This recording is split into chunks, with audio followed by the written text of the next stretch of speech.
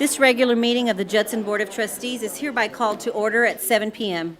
I'm very pleased that you've taken time to join us this evening. As the Judson Board of Trustees, we are here to set goals and policies and oversee the management of the district. We are responsible for approving budgets, contracts, personnel appointments, and to listen to reports from the superintendent. We are not here to make administrative or management decisions pertaining to the daily operations of the district. This is the responsibility of the superintendent. In compliance with the State Government Code on Open Meetings, tonight's agenda has been appropriately posted. This is a meeting in public, not a meeting of the public. As our guest, you are welcome to observe and listen. These proceedings are being video and audio recorded and will become part of Judson's permanent legal record. In order that the tape adequately reflects these proceedings, please silence your mobile devices and refrain from talking while others are speaking. Since it is legally mandated that these proceedings are recorded accurately, I may have to ask for order periodically should I notice that disruptions are interfering with our recording capabilities. Once again, I extend to each of you a sincere welcome from the entire school board.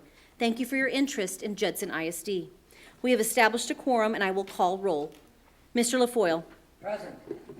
Ms. Knoyer. Present. Mr. Macias. Present and welcome. Ms. Eaton. Present and welcome. Ms. Rodriguez. Present and welcome. Ms. Pichelle. Present. Good evening. And I am Dr. Melinda Salinas. Thank you so much for coming tonight. And to my left, we also have our superintendent, Dr. Carl Montoya. Present. If you will please rise for an invocation and pledge of allegiance. If you bow your heads, let us begin with a brief moment of silence in respect to the Sutherland Springs Church and what happened over there to the people and for their families.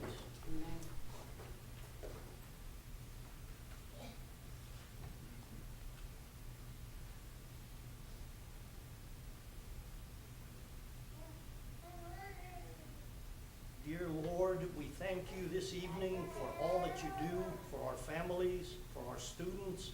We ask that you continue to support us and to have us work together as a team, because that's what this is about, so that we can succeed in doing what's right for our kids and our staff. And again, please take care of everyone in this room, also as they go home this evening. We pray to you, Lord. Amen. Amen. Amen.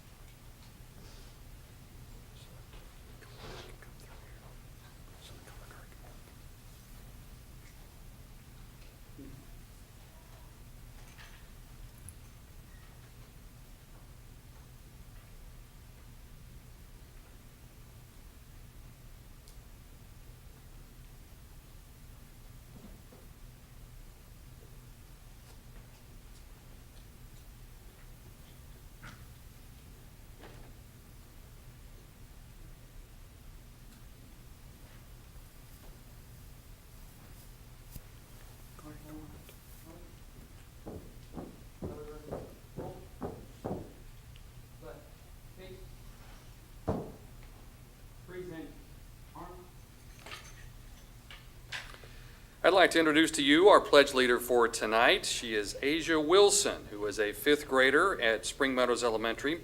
Asia is a role model for all the students out there at Spring Meadows. She's a shining star on the student leadership team and serves as an officer on the safety patrol. Asia is an enthusiastic member of the pep squad and a songbird with the choir. She also loves playing basketball. Let's join Asia in saying the Pledge of Allegiance to the U.S. and Texas flags. I pledge allegiance to the flag of the United States of America and to the republic for which it stands, one nation, under God, indivisible, for liberty and justice for all. Honor the Texas flag. I pledge allegiance to thee, Texas, one state under God, one indivisible.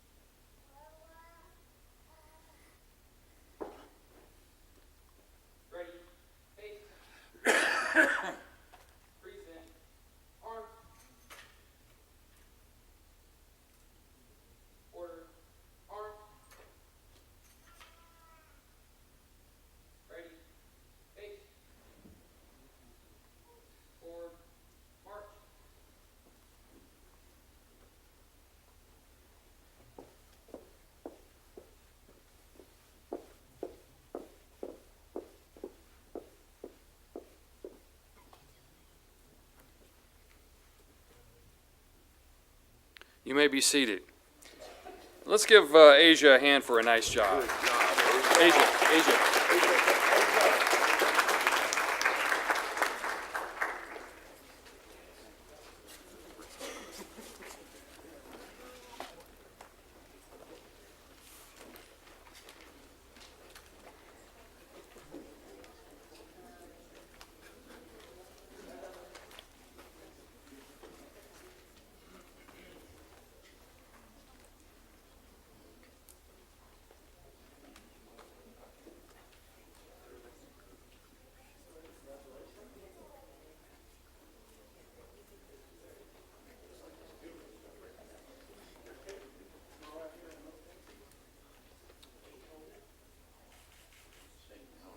Her mom, Karen Wilson, is right here as well. I think she wants to take a picture.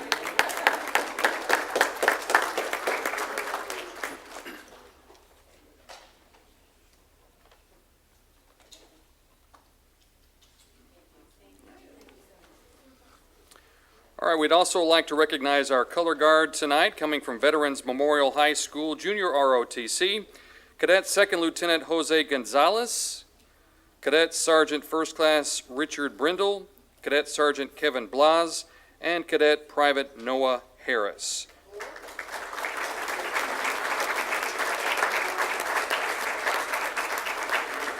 Their instructor is Sergeant Major Derek Allard.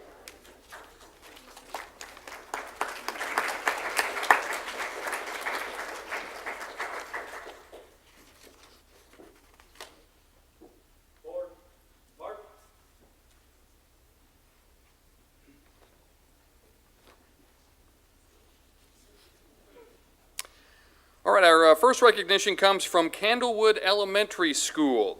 The Javits Frazier Scholars Program spotlights those teachers who show passion and innovation in working with student populations that typically are underrepresented in gifted education. The National Association for Gifted Children chose 12 teachers nationwide for a special convention of the NAGC this month in Charlotte, North Carolina. And Candlewood Elementary's Jennifer Silva was one of those teachers selected.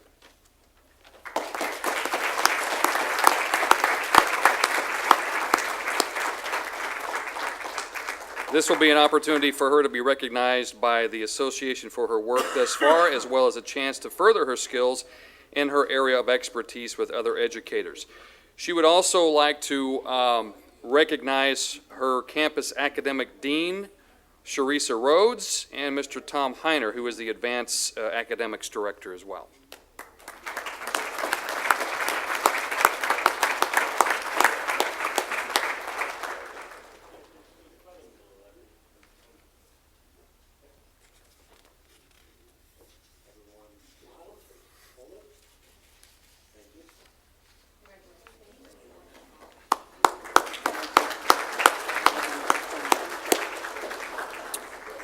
All right, our second recognition comes from the Energy Management Department. You may know that since 2013, Judson ISD has been a participant in CPS Energy's Demand Response Program. This is an incentive program started by CPS Energy that provides rebates and incentives to commercial customers for reducing energy consumption in the summer during peak usage periods. This year, JISD shrunk its load off the electricity grid by 5,820 kilowatts. That's enough, just to put it in perspective, that's enough to supply power to 730 homes in San Antonio for a day. So that beats last year's reduction by 6.5%. As a result, CPS Energy's Joe Jones and Jennifer Enriquez, I believe she's here as well, with Clear Result Energy Consultants, are here to make two sizable presentations. The first is to Energy Manager David Ayler and Energy Management Specialist Annie Jimenez for the Demand Response Program.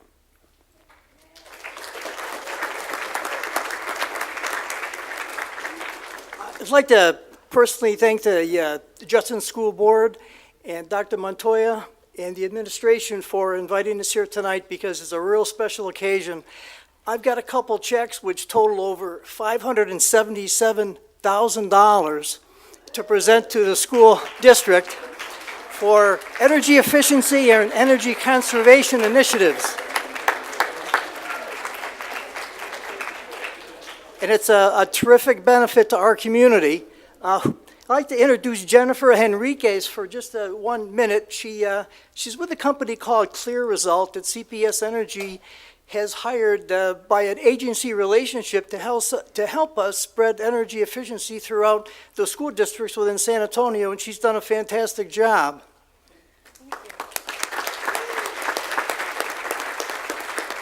And I'd like to personally thank Dr. Fields for the energy management team that he's put together to make all this happen.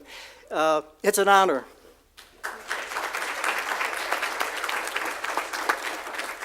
So if you want to go ahead and go up there in front of the board there, you can present the checks here, both you and Jennifer. Now, the other check is tied to the Energy Solution Project will be presented by Ms. Henriquez to Maintenance Director Terry Yocklin. I believe Terry is here. Here we go. For the energy efficient upgrades in a number of our schools and facilities.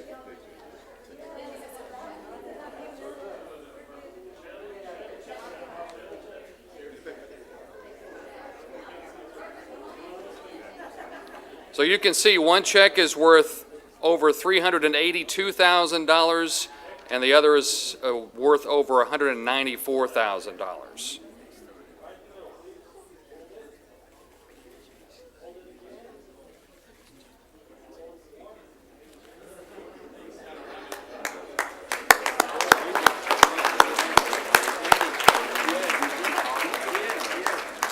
And just to give you an idea, when JISD committed to the demand response program, we started out with a pilot group of 4 schools. Today, it's grown to 25 campuses. Wow. So it's grown quite a bit. And those are our recognitions for this evening.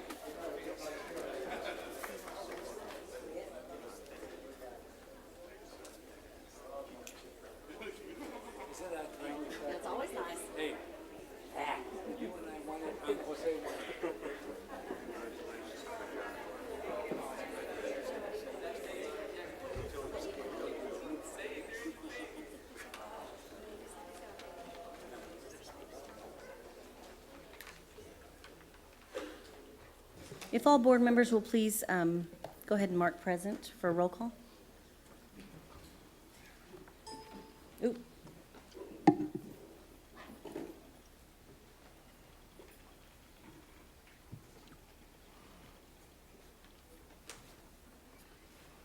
Okay, thank you.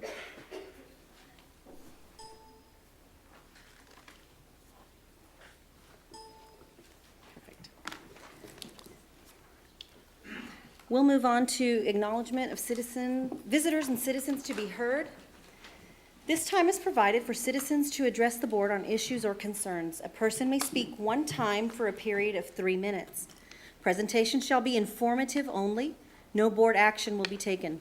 A complaint or charge against an officer or employee of the district is not allowed in open session. Complaints and concerns should first be addressed by campus and/or district administration.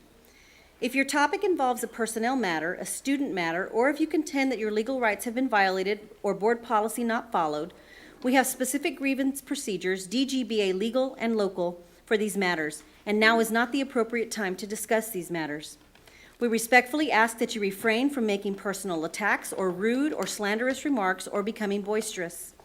The presiding officer shall determine whether a person who wishes to address the board has attempted to solve a matter administratively.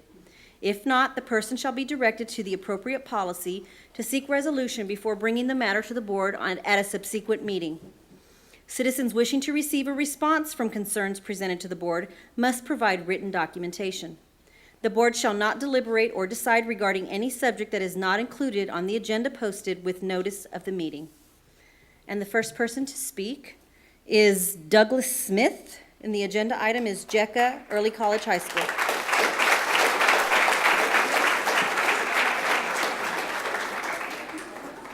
When he speaks, I'll make sure and say. Yes. Good evening, Dr. Montoya, President Salinas, Judson trustees, ladies and gentlemen.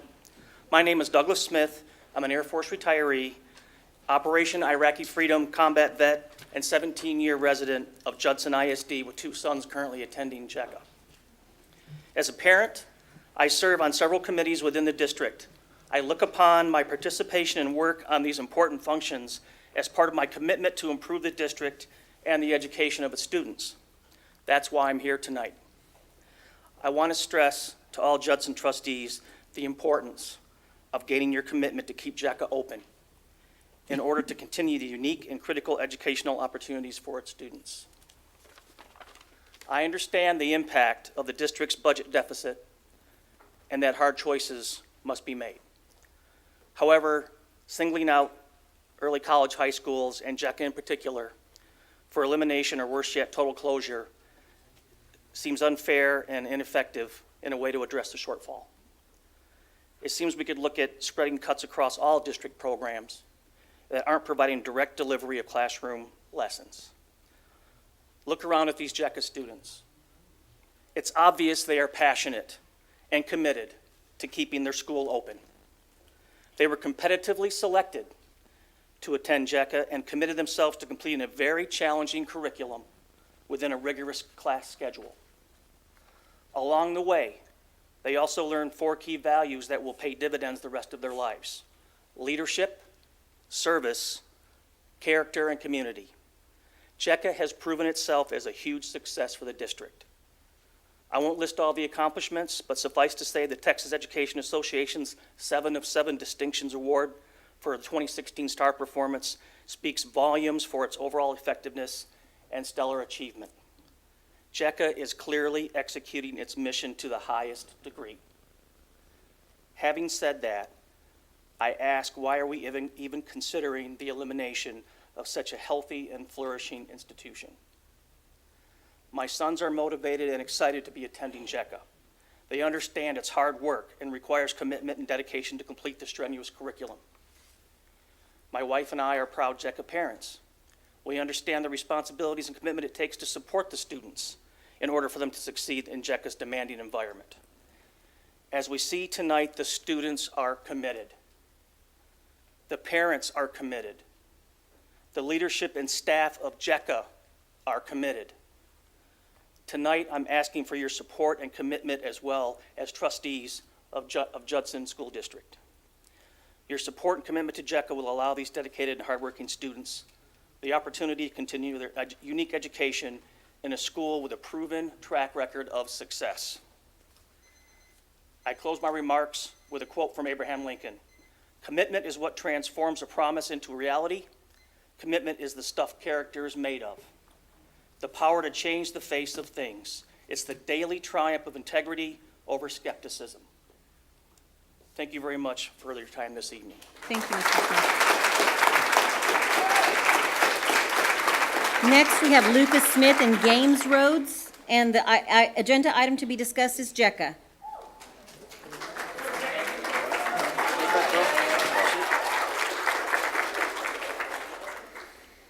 Good evening, Dr. Montoya, Judson ISD Board, and all of JECA student and staff. My name is James Rhodes. I'm a sophomore attending JECA. My name is Lucas Smith, and I'm also a sophomore currently attending JECA, and we are both honored to be here representing our school at tonight's board meeting. Every day, JECA students work hard to prove that we are among the best high schools in the San Antonio area, the state, and even the nation. Year after year, JECA earns numerous awards for our academic achievements because we refuse to accept failure as an option. Our first student challenge at JECA was completing the application and interview. It was a very long and competitive process that made you prove that you have what it takes to become a JECA Raptor. As a result of this rigorous application, students who were selected take their work very seriously. It also allows them to feel more encouraged to go the extra mile with a commitment to succeed and overcome challenges. Our teachers are there to not only cover classroom subjects, but to also mentor and guide us daily. They care about making us better people as well as students. As a result, JECA is the only high school in the district to earn the max of 7 out of 7 stars on the Texas Education Association STAR test results in 2016 and 2017. We accomplished this statewide distinction by sheer hard work and commitment within the JECA family. Speaking as a representative for the JECA students, I respectfully ask for your support to keep our school open. Thank you.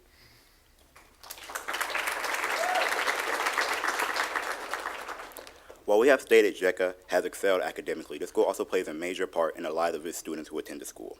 Many students, such as myself, who attend JECA either come from low-income families or are first-generation college students, or maybe even both.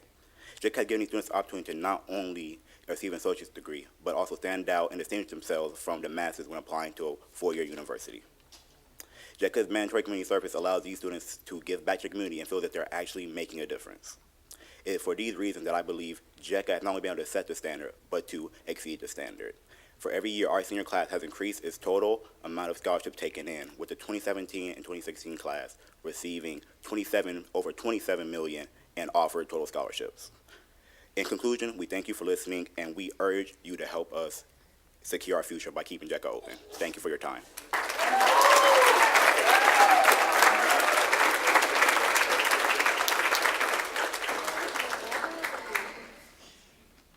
The next person is Katarina Blake, and the agenda item to be discussed is Judson Early College Academy. Good evening, ladies and gentlemen, and members of the Judson ISD School Board. I am Katarina Blake. I am a sophomore. I am the class of 2020 parliamentarian.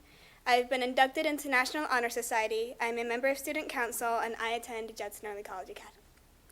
At Judson Early College Academy, we include students from a multitude of middle schools to include Kirby, Kitty Hawk, Metzger, Woodlake, Judson, J-STEM, St. Monica's, and students who were homeschooled. Although we are a small school compared to other high schools in the district, our seniors bring in millions of dollars in scholarships each year. As of today, our current seniors, a class of only 102 students, have $8.9 million in scholarships and have received letters of acceptance to a multitude of colleges. And we are not even halfway through the school year yet. JECA gives students much more than an education. It gives them hope for the future. Many JECA students are the first in their family to attend to and graduate college. Without this opportunity, many students would be unable to attend college primarily for financial reasons. And without a college education, many job opportunities would also be unavailable to these students. JECA has the ability to help students and their families with college by paying for the first 2 years of their college education through the Alamo colleges. And this really helps families financially. To be a part of this program, students attend a summer bridge program the summer before their freshman year. This 2-week-long program prepares students to take the TSI exam. Over 3/4 of the class of 2020 have passed their TSI on their first take. The students that have not passed have been working extremely hard over these past years to pass this test, and the number decreases with each attempt they take. Above all, JECA is a school and it is a home. It is a place of learning and a place of hope. It secures the futures of those who may not have had one. Our teachers, as well as our college prep program, prepares us for the real world, a world where we will be able to succeed, all thanks to the education given to us at Judson Early College Academy. Thank you.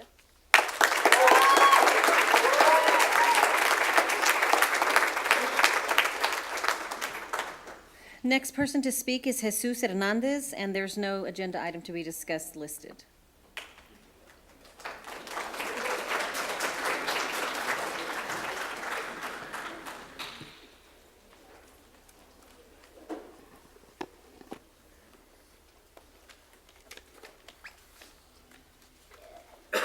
Y'all can come back here. Sorry, we brought a team. My apologies. No, I don't want to watch.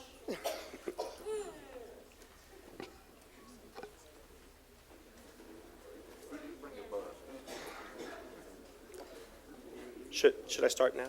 Okay. So good evening, Dr. Montoya, Dr. Salinas, and esteemed members of the Board of Trustees. I am Jesus Hernandez, citizen at 9722 Copperway Drive in Converse, Texas, 78109. I'm here tonight to talk about the International Baccalaureate program at Judson High School. As some of you may know, Judson High School is one of the oldest running IB schools in Texas. We've been an IB school since the 1980s. The first class with IB students graduating was in 1988. 4 years ago, district administration asked for a revisit and a revamping of the IB program. At that time, there was a concern about the effectiveness of the program and the amount of funds used to run the program. Just last year, the board accepted a recommendation to phase out the program prior to the final cohorts of IB students graduating from this program. I'm here to represent them in their efforts. In the past, the most IB diploma graduates in any class was 5 students, and an average of 2 students within the past 12 years. Mind you, this is not an easy task. Graduating with an IB diploma is the equivalent of passing 6 AP exams with a score of 3 or better and achieving a Foundations Plan diploma with an endorsement in multidisciplinary studies with distinctions. As if that weren't enough, IB students are also required to complete 150 hours of community service and a 4,000-word capstone project. An IB diploma guarantees at least 24 college credits at over 300 universities worldwide. It is truly an international program. Last year, Judson High School had the most IB graduates ever. 8 students achieved their IB diploma, equating to over 45% of the candidates enrolled. The current success of the program is as follows. The passing rate of all IB tests is at 50%. 84% passing in English, 78% passing in history, 77% passing in Spanish, and 50% passing in math. We also are proud to exceed the world average in music with 75% passing their student performance requirements. We are very proud of our Rockets graduates last year. This year, the IB program keeps getting better. We have projected 18 IB diploma graduates this year at over 50% of the current enrollment. Within our current IB students, over 1/3 of them have scored higher than the 1,200 on the SAT. Over half of them represent the top 10% of the graduating class, and 9 out of 10 of them participate in extracurricular activities ranging from football, track, ROTC, soccer, softball, orchestra, choir, band, marching, yearbook, cross-country, criminal justice, HOSA, mariachi, and wrestling.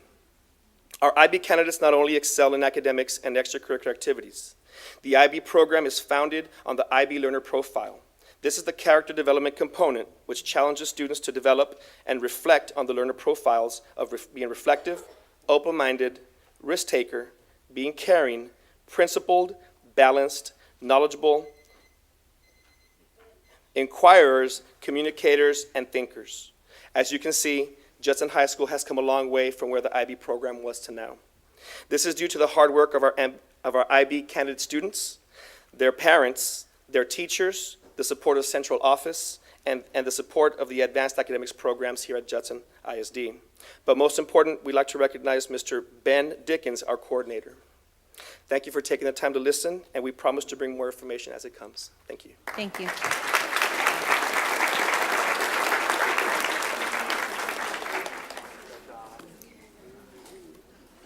Next, we have Cherish Long, and the agenda item is JECA.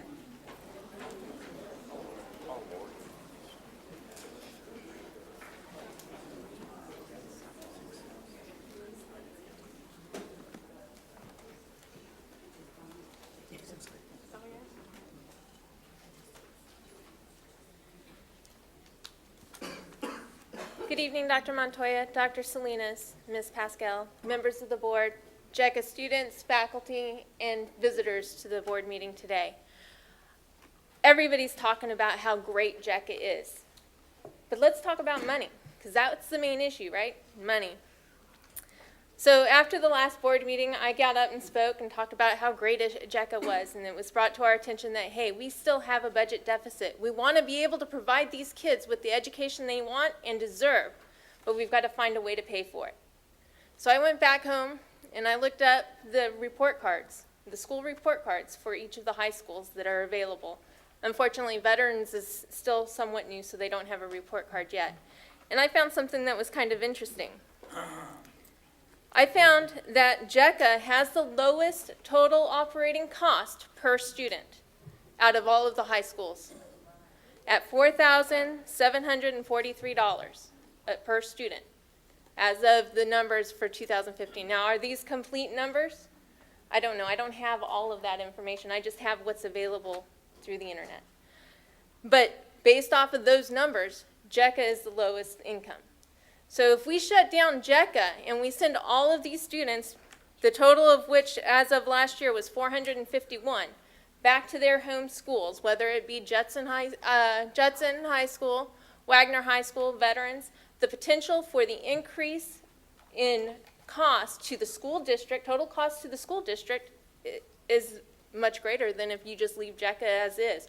Or maybe look at possibly taking those college, early college that you have in the high school and incorporating them into JECA. Because if you have a school that has the next lowest cost per student is Wagner High School, I believe, at just over $5,000, and then you have Judson, which is at over $6,000. So you have a $1,000 per cost per student, operating cost per student savings by having the students go to JECA. So if we take those early college classes and have them our students and offer them the opportunity to move to JECA, would we save more money that way? In the short term, you may have an increase in cost because you have to expand the JECA program to include those new students. But in the long term, one, you're giving these students an opportunity to earn an associate's degree by the time they graduate high school. And yes, that may not be the goal of the school board. That may not be the goal of the public school system. It's to educate from pre-K to 12th grade. But if we can give them that opportunity at a lower cost, why not? Thank you.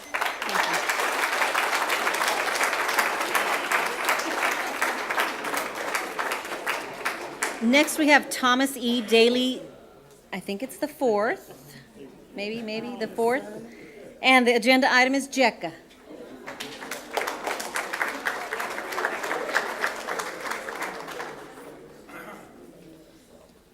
Good evening, ladies and gentlemen of the board. My name is Thomas Daly. I'm a current junior at Judson Early College Academy. Now, audience, by show of hands, how many JECA students or parents are one-parent child? Single parent. Or single parent, my bad.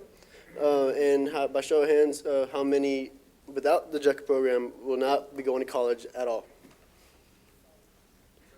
All right, and by show of hands, have any of you guys been accepted into any TAG programs, talented and gifted programs, in any middle school or elementary school? Thank you. As you can see, ladies and gentlemen of the board, there's only a small percentage of the people at JECA that are talented and gifted. The rest are hardworking individuals.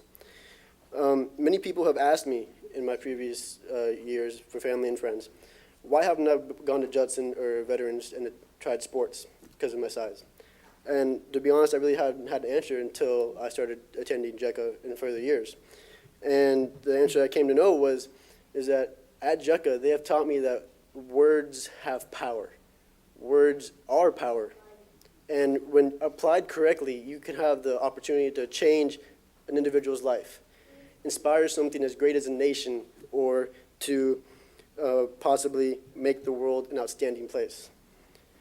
Now, you can either have the option to spit poison, or you can mend the wounds of change with those great words. This, and only this, is what the great staff at JECA teaches us to do, inspires us to do every single day at JECA.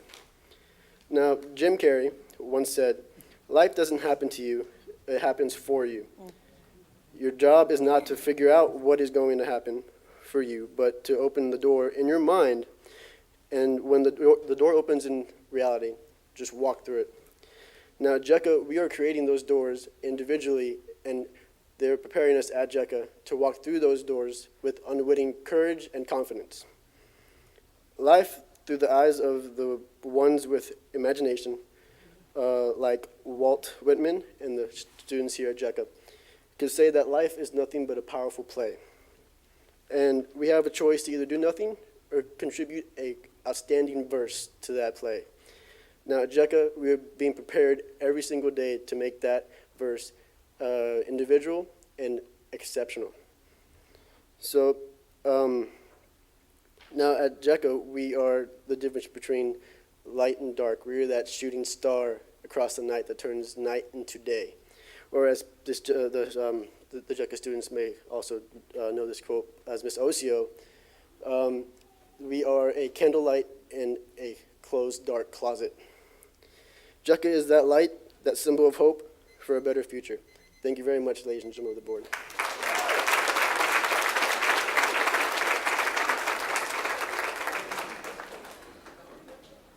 Next, we have the mayor of Selma, Tom Daly, and the agenda item to be discussed is JECA and added housing.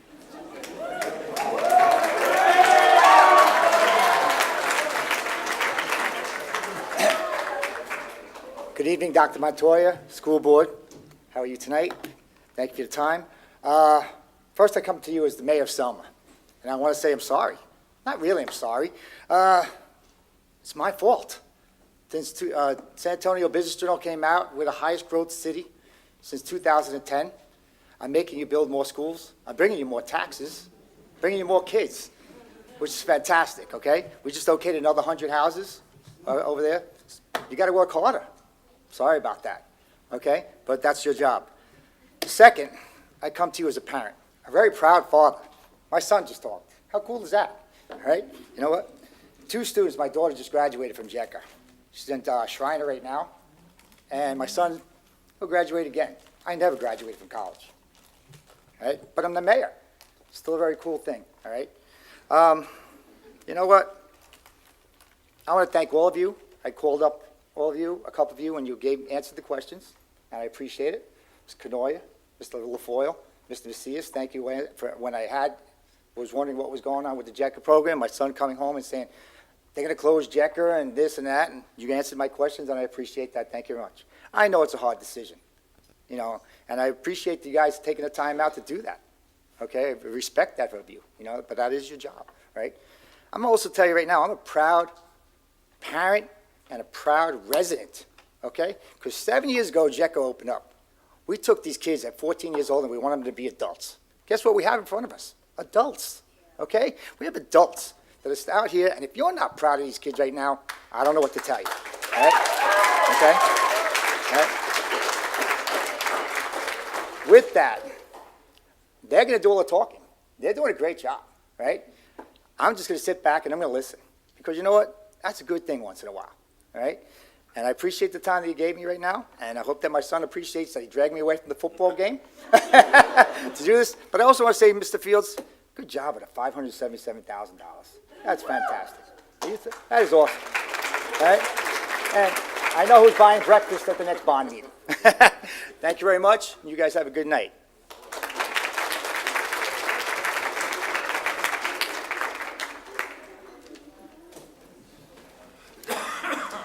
Finally, we have Chief Ramon, and the agenda item to be discussed is Raul Jimenez Canned Yam Drive. It's been a long day. Good evening. Board President, board members, cabinet members, Dr. Montoya, community members. This is our 7th year hosting an event for the Raul Jimenez Foundation. And in the 7 years, I have never seen anything like I did today. Actually, I had a pie thrown in my face, and so did some of my other officers, and so did Ms. Tyson. And they came up with a jamming theme for the Canned Yam Drive. We collected over 6,000 cans of canned yams to feed 25,000 folks for Thanksgiving throughout the city of San Antonio, Bexar County on Thanksgiving Day. Usually, we have an undefeated winner every year, which is Olympia Elementary. But this year, I'd like to announce to you our new winner, who went above and beyond with their community, with their students, with their staff. We were very, very appalled just by everything that they did on their campus. So I'd just like to give a big thank you to Ms. Tyson and her staff, because they are the new winners.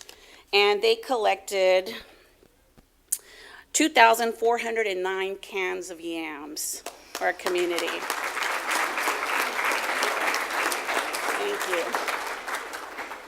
Our second place winner was Elof Elementary with 1,642 cans.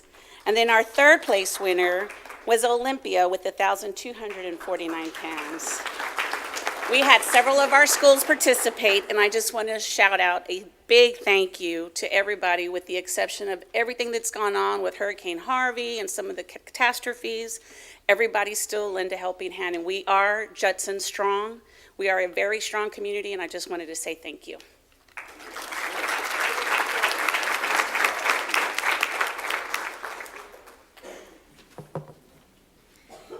Thank you. We'll move on to item 4, consideration of consent items. Please let me know if you'd like an item pulled. 4A, consider and take action regarding approving board minutes from the regular meeting held on October 19th and the special meeting held on November 1st, 2017.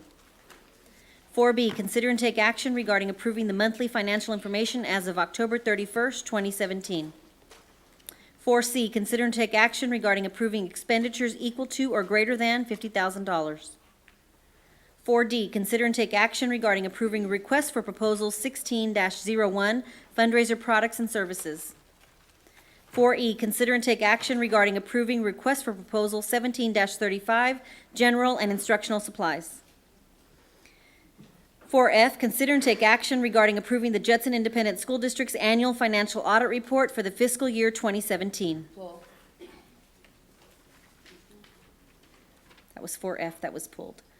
4G, consider and take action regarding approving the 2017 tax roll. 4H, consider and take action regarding approving the second reading of the following local policies. 1, CDC local, other revenues, gifts and solicitations. 2, CJ local, contracted services. 3, DC local, employment practices. 4, DFAA local, probationary contract, suspension termination during contract. 5, DFBA local, term contract, suspension termination during contract. 6, GE local, relations with parent organizations. 4I, consider and take action regarding approving the district improvement plan.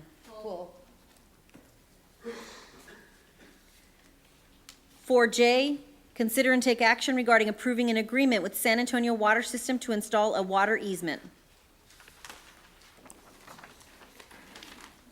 Okay, do I have? Second. Motion, Mr. Macias, second, Ms. Paschal.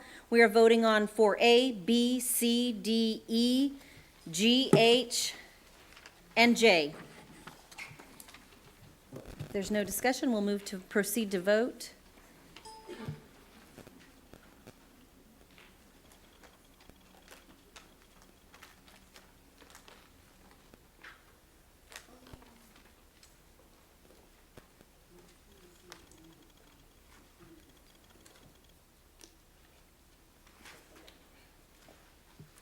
Motions carry 7-0. 4F, consider and take action regarding approving the Judson Independent School District's annual financial audit report for the fiscal year 2017. Ms. Paschal pulled that item. Thank you, Dr. Salinas. I just pulled the item because I thought that it was worthy of an explanation. It was worthy of a presentation.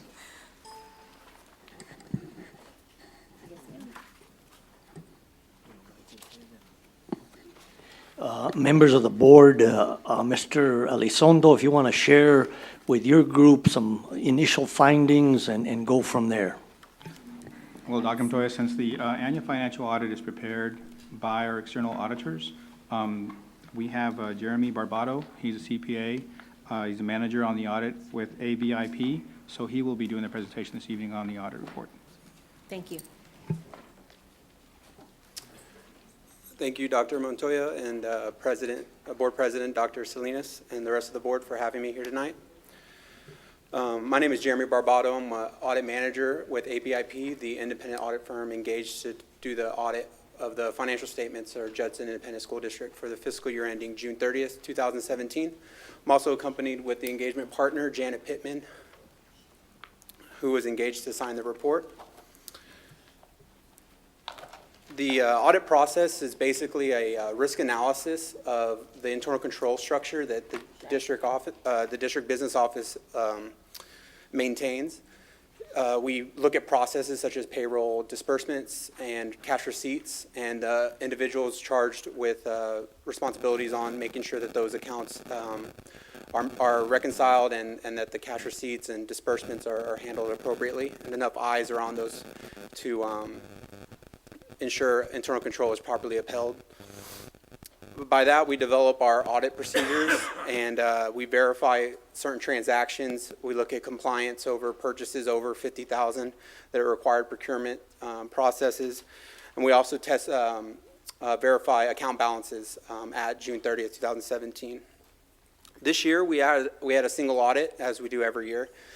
This year, the single audit major program was the Child Nutrition Department. We have no findings or issues with that over the compliance requirements related to that major program.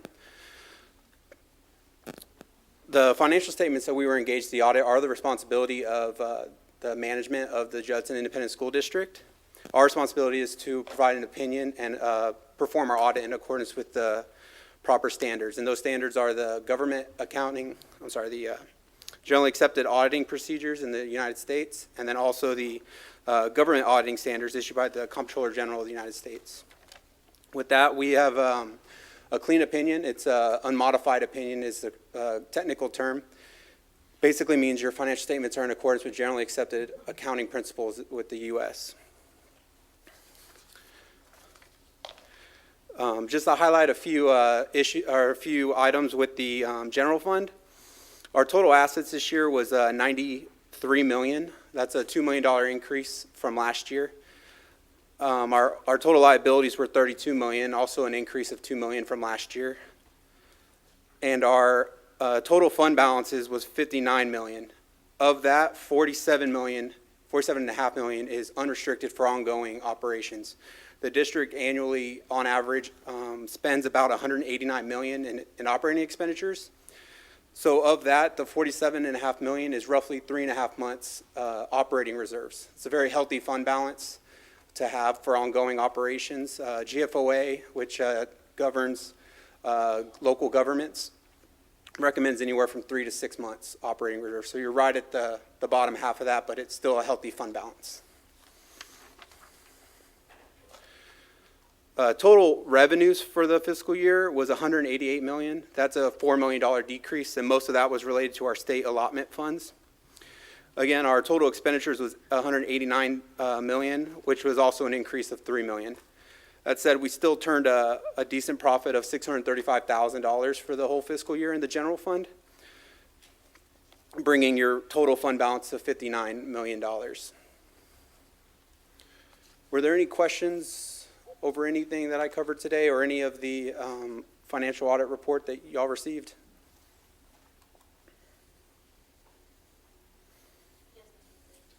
And just for the sake of clarifying, we've had a lot of discussions on this board about internal audit mechanisms and external audit mechanisms. And just so that it's clear, an external audit is not an internal audit. Is that correct? That is correct. Okay, and so for compliance reasons, we have to have an external audit done annually to ensure we're meeting all the appropriateness, correct? Correct.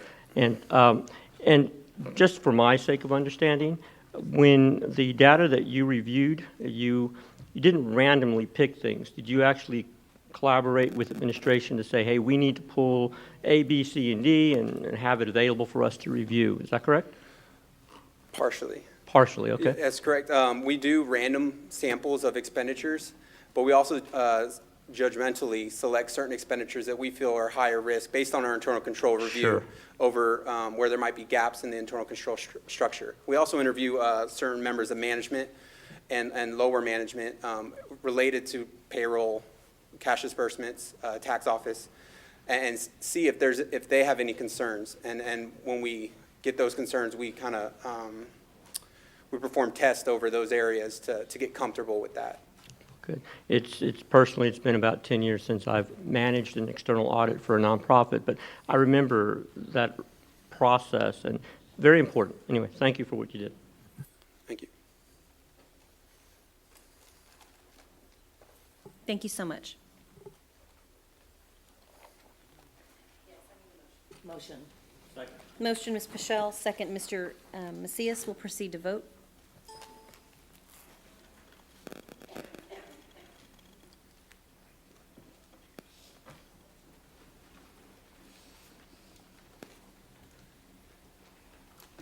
Motion carries 7-0. 4I, consider and take action regarding approving the district improvement plan. Ms. Canoyer. Thank you. As you know that I was serving as a community member on our District Improvement Committee up until my election, so the improvement plan is always a a favorite of mine to pour through and look at, but I do have some questions about some of the items in the plan, if I may. Okay, go ahead, and Ms. Barrow, if you'll assist us, because you were the key Yes. administrator on that. So. My first question comes with the retention rates on page 95.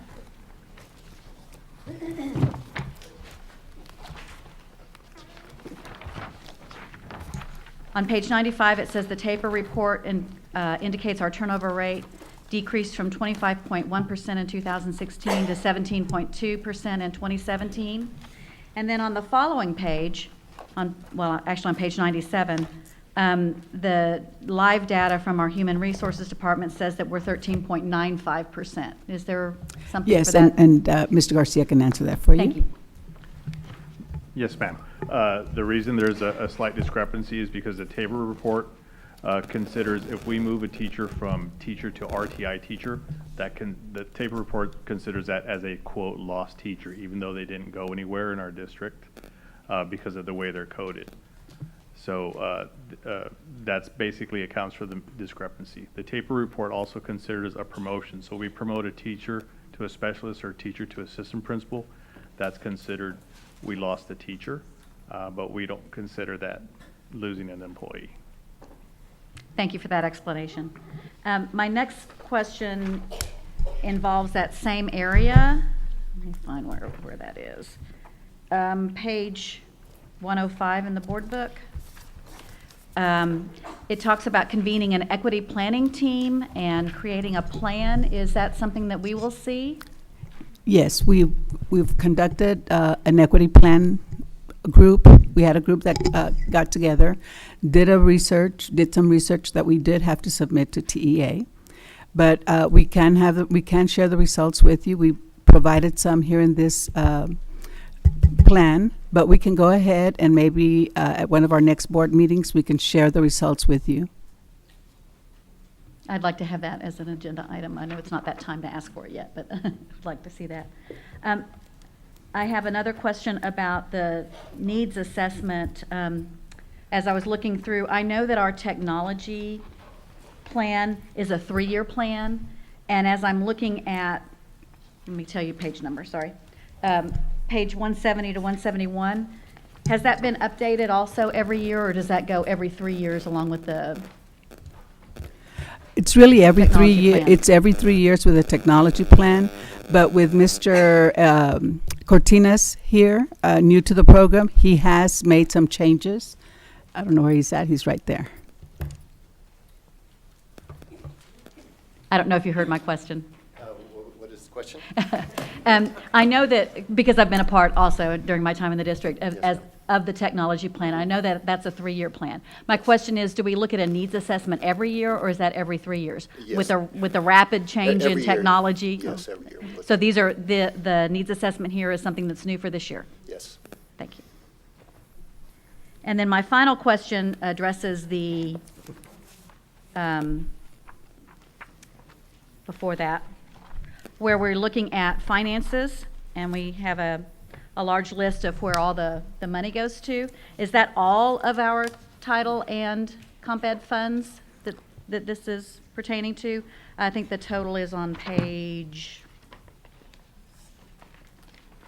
165.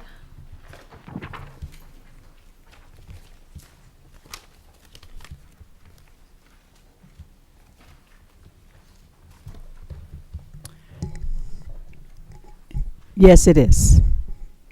That's the money that's allotted to the schools.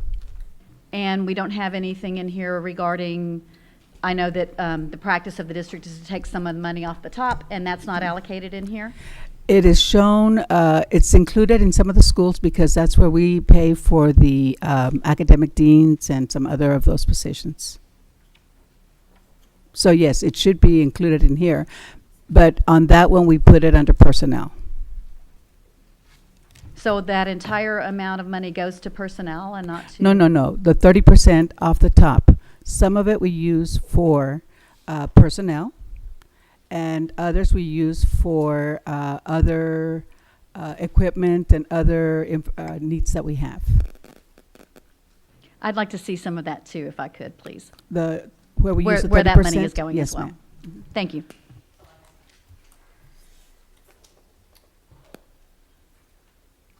Mr. Macias. Thank you. Just a real quick question.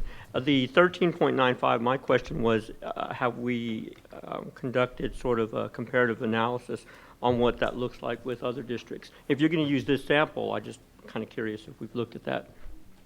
We've done a comparative analysis with other districts' taper reports, because that's the only thing we have access to, sir. And this year, we are about middle of the pack compared to area districts now. Yeah, I've been impressed with the difference from 25% down to 17%. But if we're going to put numbers out here internally for us, and we're submitting this, right, to TEA, is that correct? It gets submitted? I'm wondering if other districts that submit their information have this, or if we're just trying to make ourselves feel better with the turnover rate. But I just want to know if there's a way to compare. And so if there is, we should probably get that information. Thank you, sir.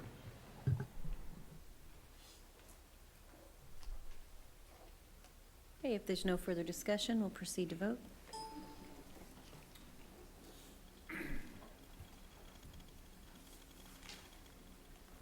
I guess I need a no, we had a motion, right? We did.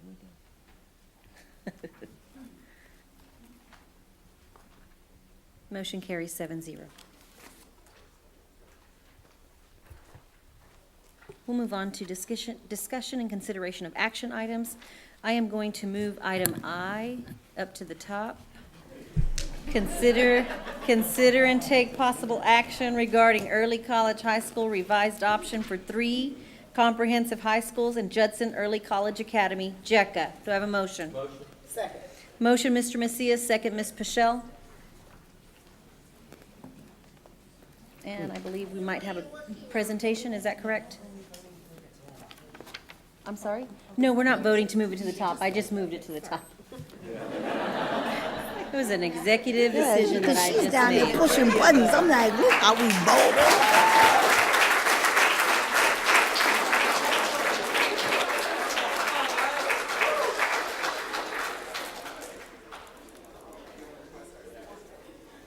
Uh-oh.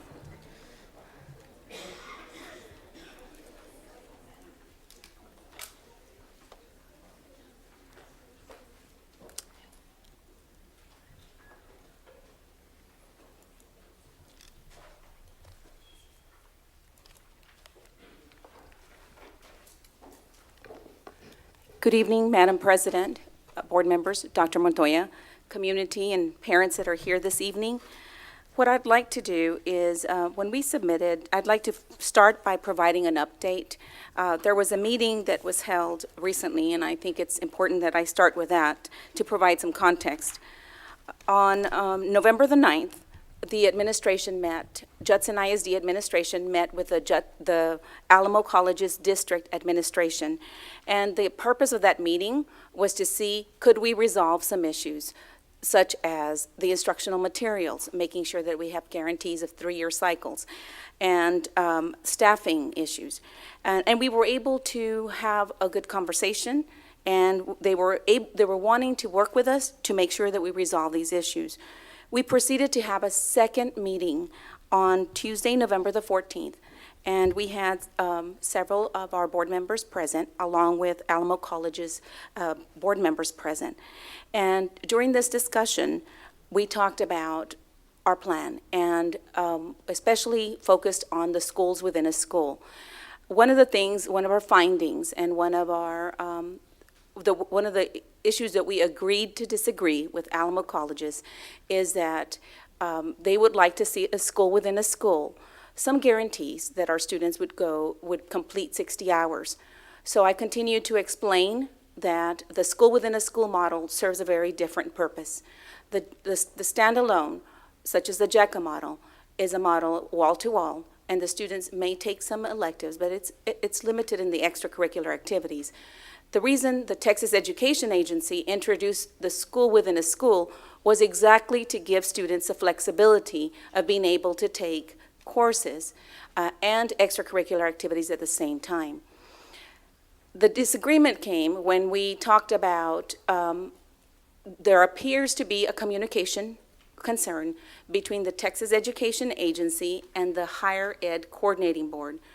We were informed that when we have a cohort of students at an early college that begins with a cohort, and then only a certain group of students get the 60 hours, from the lens of higher ed, they are seen as dropouts from college. And so it's a ding for them, and that's something that they're not willing to work with us. We explained the model. We explained TEA allows that flexibility. There's various models across the state of Texas that allow that flexibility. But the bottom line is that the Alamo Colleges District currently is not ready to work with us if we're not committing to the 60 hours for the schools within a school. So in the conversation, we talked about some options, and there was a charge that was given. And the charge was, could we look at other partners? Could we look at other options? And could we explore the option of offering a school within a school? You know, there was two things that I'd like to remind you from the last board meeting. You asked us, and you have continued to ask, you know, the support and your belief in the early college is very clear. You understand that this is an important model. You support, it's good for kids. I don't think that there's any disagreement in that. The bottom line is that there is a financial restriction that we need to evaluate or challenge. So one of the things that we did is, in your board packet, I included two recommendations. One was for the school within a school. And I would like at this time, if it is okay with our board and our board members that were present, I would like to withdraw the recommendation for the school within a school, because I'd like to follow up with a charge that I was given to explore other options. We will bring it back during the December meeting, and we'll be open for any additional questions you may have, but the school within a school recommendation that's in your board packet, the meeting that I'm talking about happened after the deadline to submit this report. So I'm going to withdraw the recommendation for the school within a school, and I'd like to focus on our recommendation for JECA. Does that work for everyone? Yes.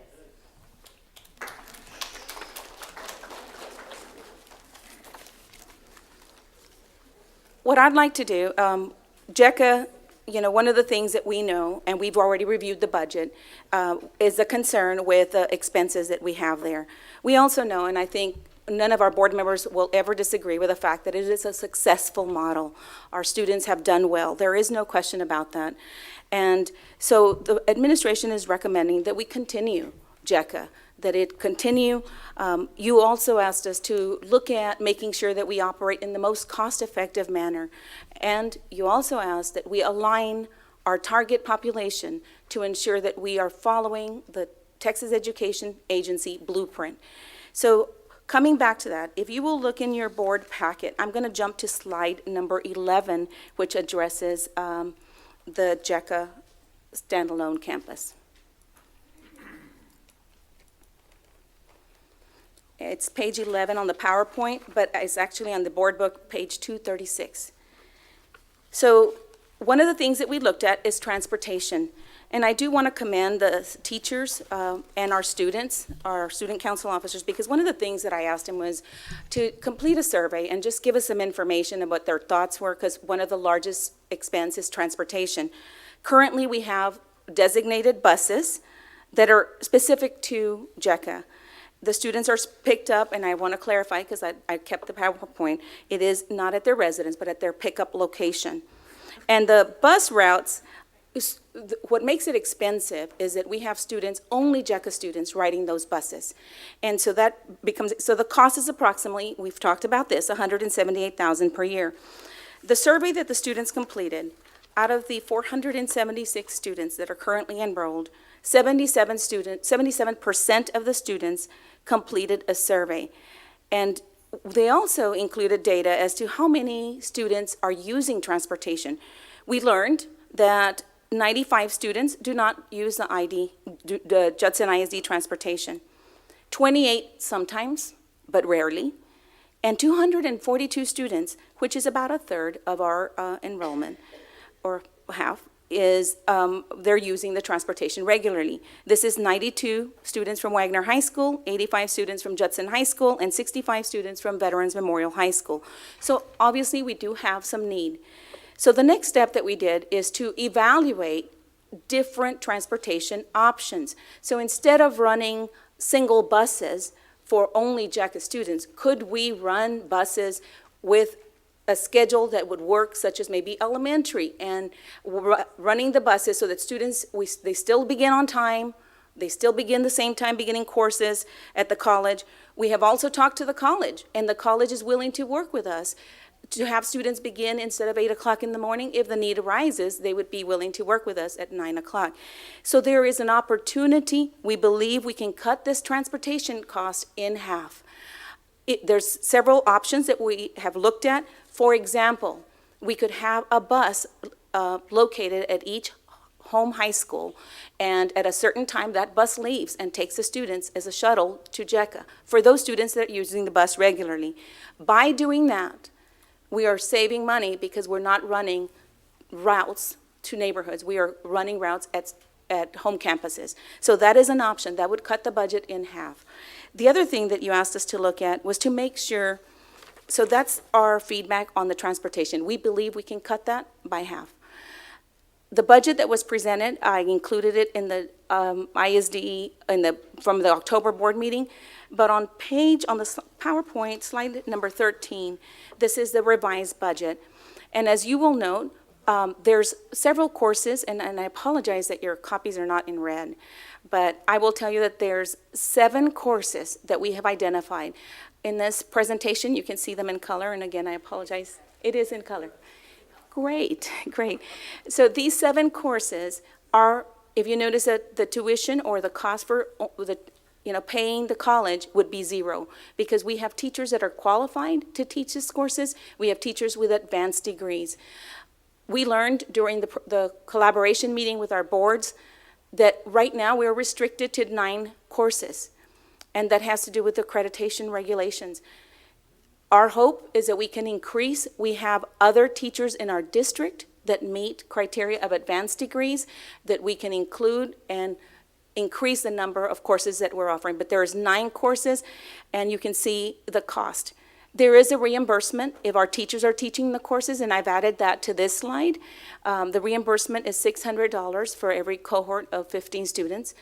And we looked at 45 sections. That would be at a cost of $1.2 million, slightly over that.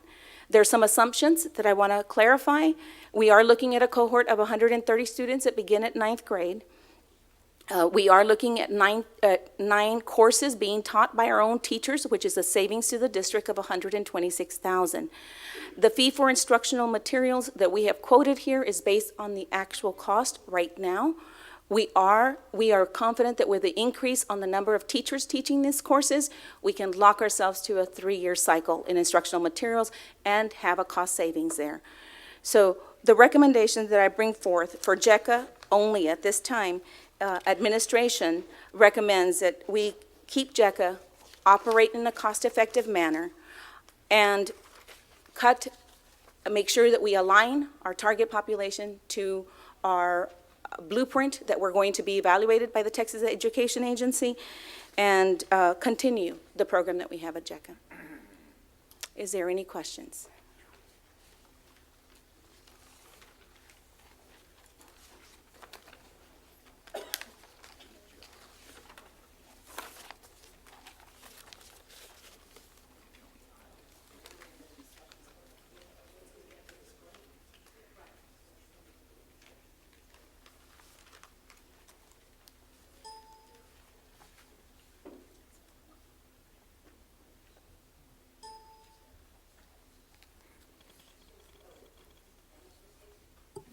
I want to do it legally.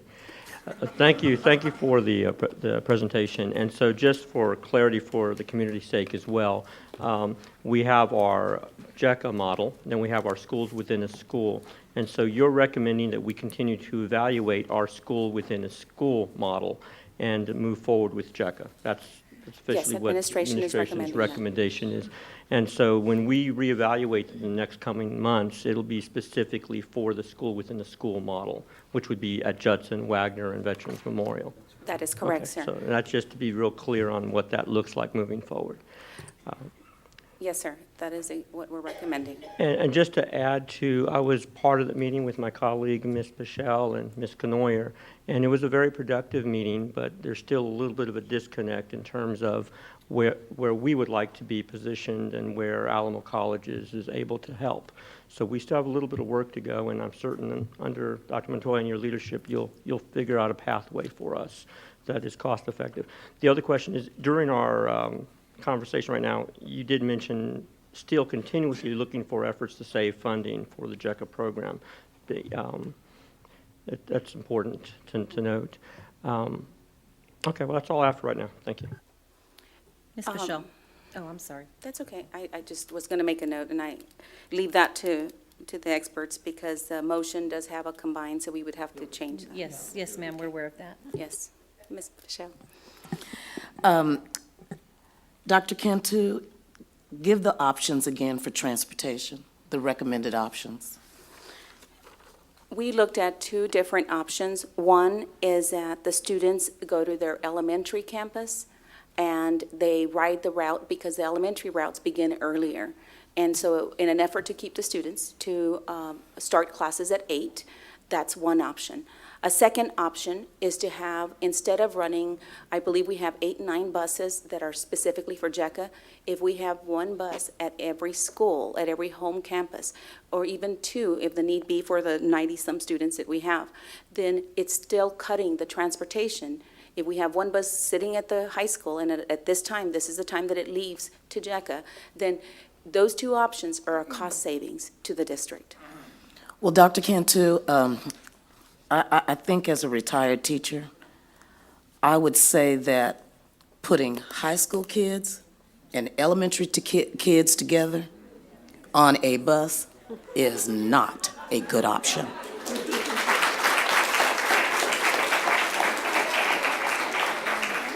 I will tell you, ma'am, that we also looked at the middle school schedule because they do start a little earlier than the high school, so we could look at the middle school route also. And maybe the best option would be to have that bus sit at the high schools, at the home campus, and then those buses, at a specific time, it departs to JECA. And that would still be a cost savings because of the fact that we're not utilizing it only for the routes for JECA. These are going to be used for regular routes, and then they sit, pick up students, and go to JECA. Do you know that dollar amount yet? We're estimating that if we're running 9 buses right now, and the cost is at $178,000, and we cut that by half of the number of buses, that would be about approximately close to half of the budget that is proposed, half of the 178.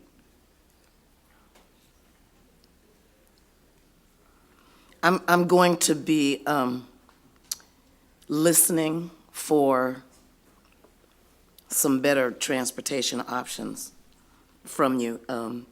Everything else, I'm on board with. I'm on board with not touching JECA at all.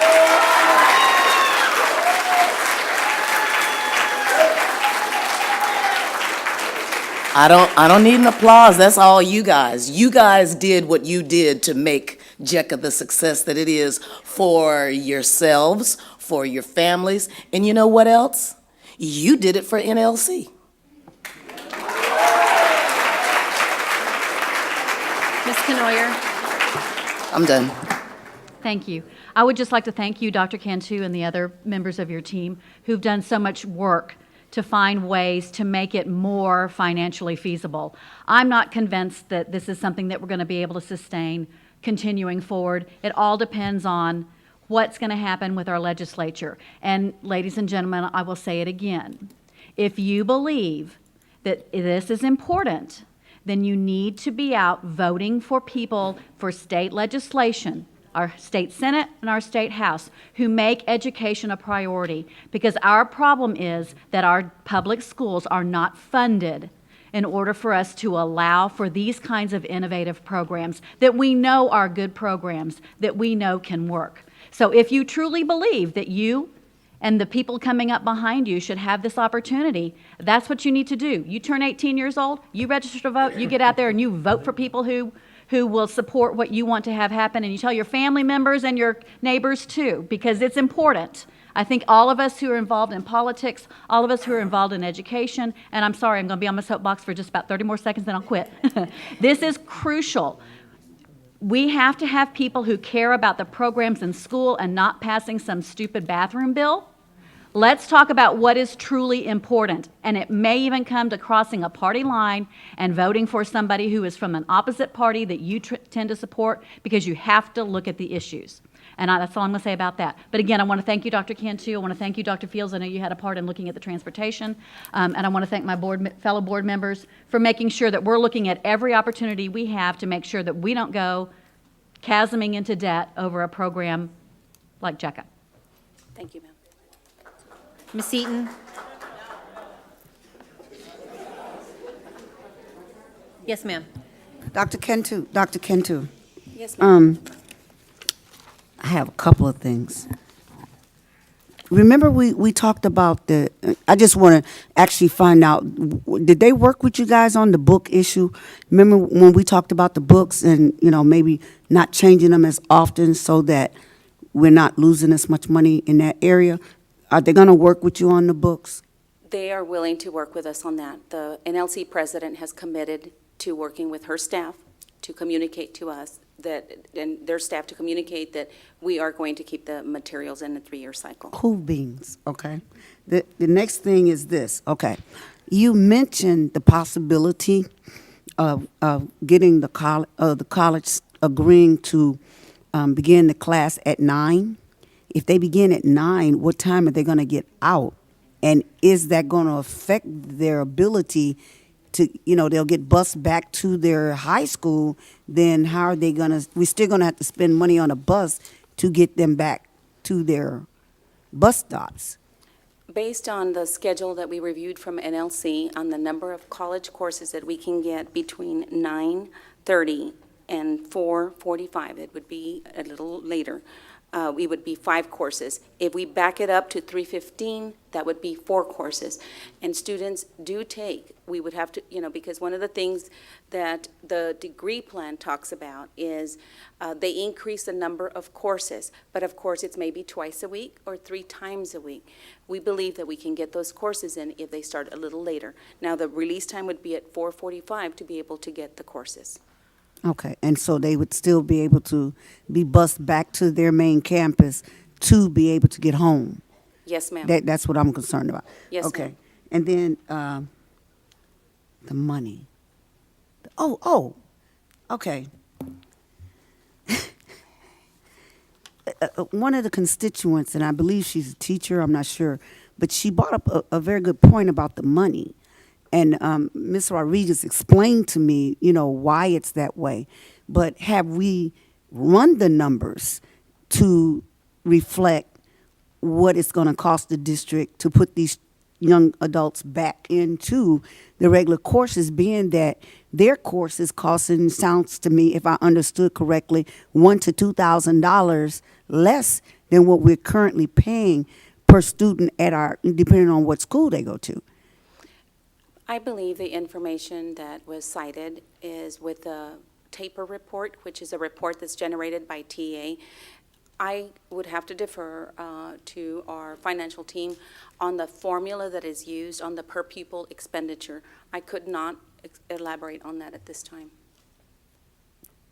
So I can So I defer can to get our- that at a later date? Yes, or I don't know if our financial team would be able to talk a little bit about the formula on the TAPER report and the per pupil expenditure. Is that something that we would want to revisit? Well, I had mentioned this before at one of the previous meetings, that if the board were to not continue with the JECA program, that we'd have several issues. And one of them had to do with the facility, as to, we paid millions of dollars, $12 to $16 million for that facility that would be sitting there. And when we asked the taxpayers for money, it was specifically for that building, for the purpose that it's being used. So that's number one, that we would break our promise to the taxpayers. Number two is that in moving all those students back to their respective high schools, that we would, in essence, move the teaching faculty that are at JECA to each one of those high schools to be able to support the increase in enrollment. Now, specifically, I couldn't tell you right at this moment if we would be, when we move those students back, 120, however many to every particular school, whether they would be able to be absorbed by the current staff that are there, or whether we would need additional staff. I would venture to say that there would be some subject areas where we would be okay with the staff we have, but there would be others where we would need additional staff.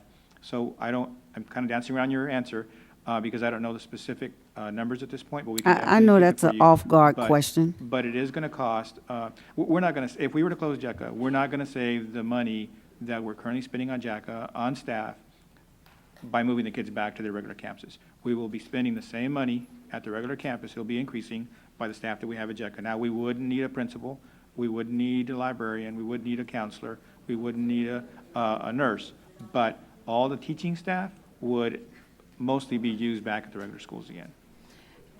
So Ms. that would Seaton, not save I any money. know that you were asking about the per pupil expenditure. Yeah. Let me work with our financial team and get you that information. Okay. You know, honestly, don't, because I'm doing the math in my head. I got it. I got this. Thank you, though. You're You welcome. answered all my questions. Ms. Pichelle. Thank you. Dr. Cantu, the other thing that I forgot to mention earlier is the criteria, and we kind of brushed over that. But I don't want to, I don't want to brush over that because that's something that we really need to emphasize. Yes, ma'am. What- Initially, first-generation students. Now, I'm not trying to criticize anybody, but I know that the campus is not comprised of majority first-generation students. And what we're going to need to do is clamp down on what the qualifications are and let them be, and I don't know how the MOU is written, but it needs to be written that way in the MOU, and we have to enforce that. So I'm suggesting that we take a critical eye and and scrutinize the first generation, socioeconomic background, that group of students who would not necessarily be going to school if it were not for what the district does for them to do that. That's the criteria that I want us to emphasize. That's all. Yes, ma'am. Mr. Macias. I'd like to also add that during our discussion with Alamo Colleges, we talked about looking for funding through grants to support sustain this mission, because as first-generation students going to college, that's a tough deal. So if we can support that, we believe that there should be money with foundations out there. So we'll be looking at that in the future. I'd like to amend the motion, but I do want to say that before I do, that technically, if the board took no action, it sort of reaffirms that we're not going to do anything with JECA. But, you guys have put a lot of time and energy out here, and so I think it's only fair to put a motion out there in which the board will vote and either vote against or for, but to reaffirm our position. So in saying that, I'd like to amend the motion that we continue operations with JECA for this. Thank you. Mr. LaFoille would like to speak. Oh, I'm so sorry, Mr. LaFoille. Please, give Thank me a you. break. I No don't talk problem. much. Go ahead. I agree with everything that's said here, but also I'd like to say, I'd like to see the new criteria for children getting into JECA before the end of the year. Because I know sometimes things get buried, but I would like to see this within the next month or so. I will bring that. Thank you. So going to go ahead and amend? Yes, sir. All right. I'd like to amend the motion to state that we continue operations with JECA, Judson Early College Academy, for the foreseeable future. Second. I have an amended motion by Mr. Macias, second by Ms. Pichelle. We will vote on the amended motion right now.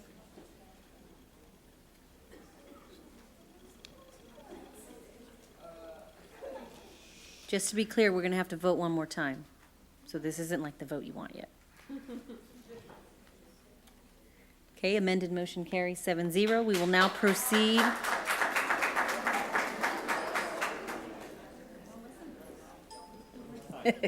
We are now proceeding to vote on the amended motion, approved amended motion. We have to vote again on the motion now.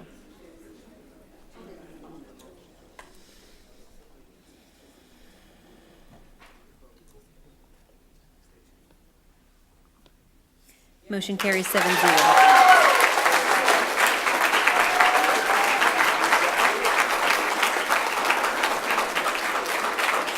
Item 5B, consider and take possible action regarding approving ballot cast for Bear Appraisal District Board of Directors casting votes by resolution.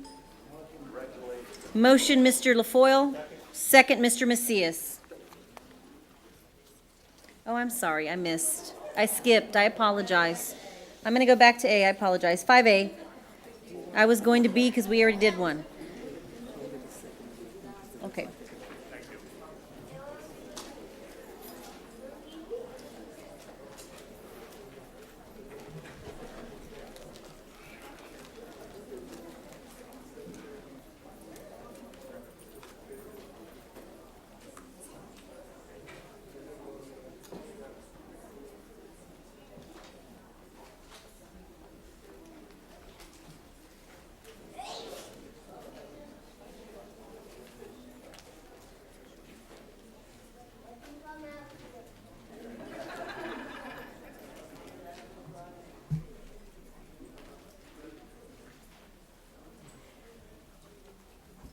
We'll proceed to item 5A, consider and take possible action regarding TEAC's resource system to assist schools in meeting the high standard of rigor and relevance required in the TEACs and non-STAR assessment. Do I have a motion? Second. Motion, Mr. LaFoille. Second, Mr. Macias. Any discussion?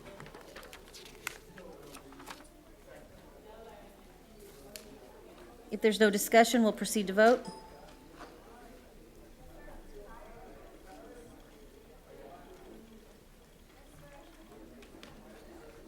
Motion carries 7-0.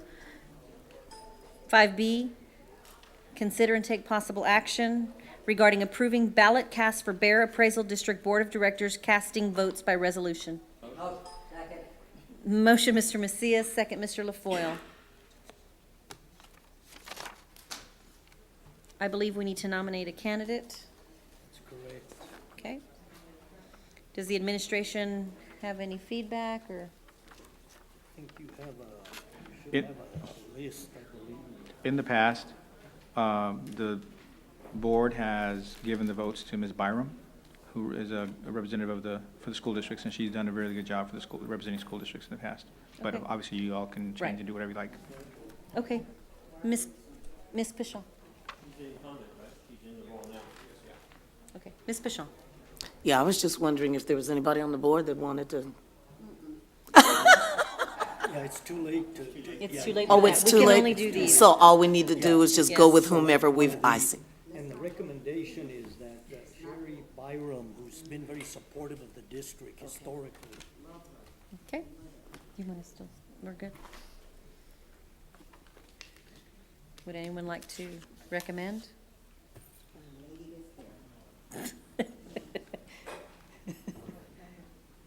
I'd like to make a motion to nominate Sherry Bynum and allocate our votes to her. She's right here, she's on the list here, Sherry. She was nominated by Southwest ISD. She's the one who we've been using. Yeah, she's the current incumbent She's in the that role. current one. Yeah, yes, ma'am, that would be the one. Okay, I have a motion by Mr. Macias to recommend Sherry Byram. Oh, I'm sorry. Second, Mr. LaFoille, I apologize. Okay, sorry. You want me to read the resolution now? Yes. Yes, okay. Yes. Be it resolved that the Board of Trustees of the Judson Independent School District met in session the 16th day of November 2017, and among other business, the following was had to wit. Whereas, Section 6.01 of Texas Tax Code provides for the establishment of a single countywide appraisal district, and whereas the appraisal district is to be governed by a board of directors, and whereas Section 6.03K of the Texas Tax Code provides that the Board of Directors is to be elected by the voting members of the appraisal district, and whereas the Judson Independent School District is a voting member of the Bear Appraisal District and is entitled to 198 votes, and whereas the Judson Independent School District is entitled to cast its votes for one candidate or distribute them among candidates for any number of directors. Now therefore be it resolved by said Board of Trustees of said school district that Judson Independent School District will cast its votes in the following manner. I'm guessing all of our votes are going to be going for Sherry Byram. Sherry Byram. Okay. Resolved this 16th day of 2017, and so we will proceed to vote.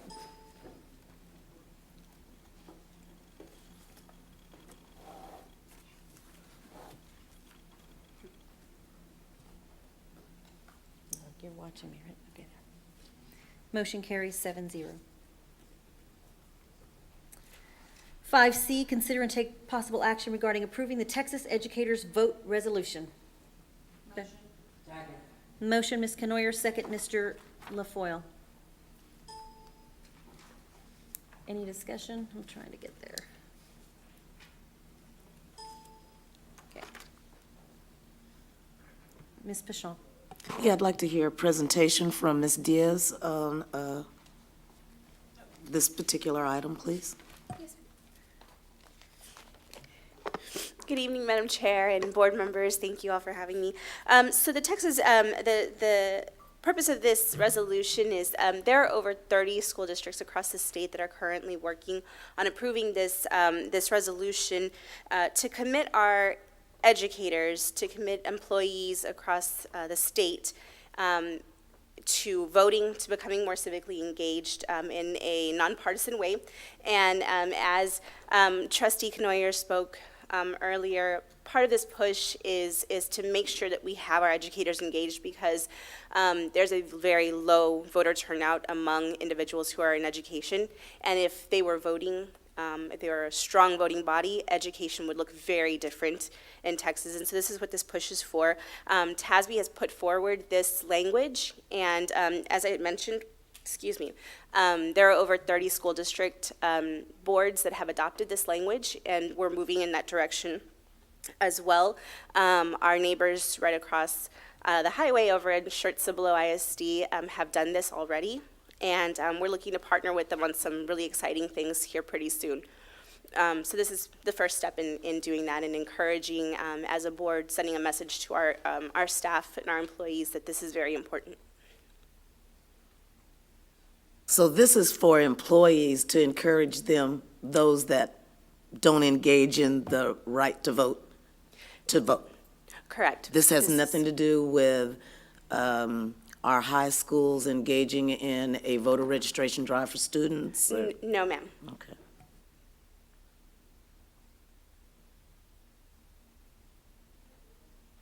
Any further discussion?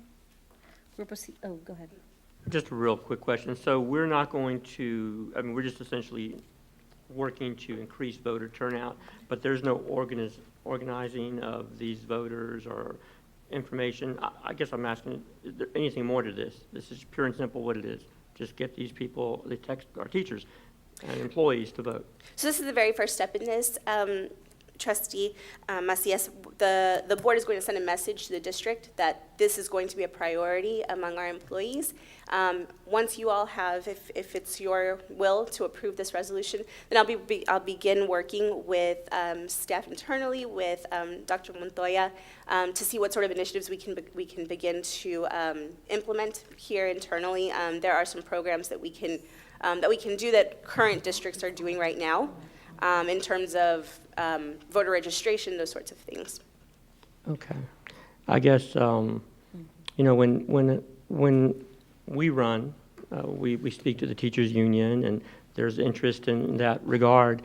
There's none of that type of organization or organizing, I'm sorry, in the future? Is it just purely, that's what I'm just trying to understand, because if we're going to organize to inform teachers of initiatives, and I mean, we're doing a lot of organizing. I just want to make sure that that's appropriate and it's not out of bounds. So And when you say other districts, give me an example of another district that's taken this and it's 3 or 4 steps ahead of us right now. Absolutely. On what that looks like. Absolutely. So currently, I've been in communication pretty regularly now with Shirts Below, Universal City ISD. They have what's called the Great Conversations Initiative going on. And so what they've done is they've mobilized educators, individuals who are in the custodial departments and operations.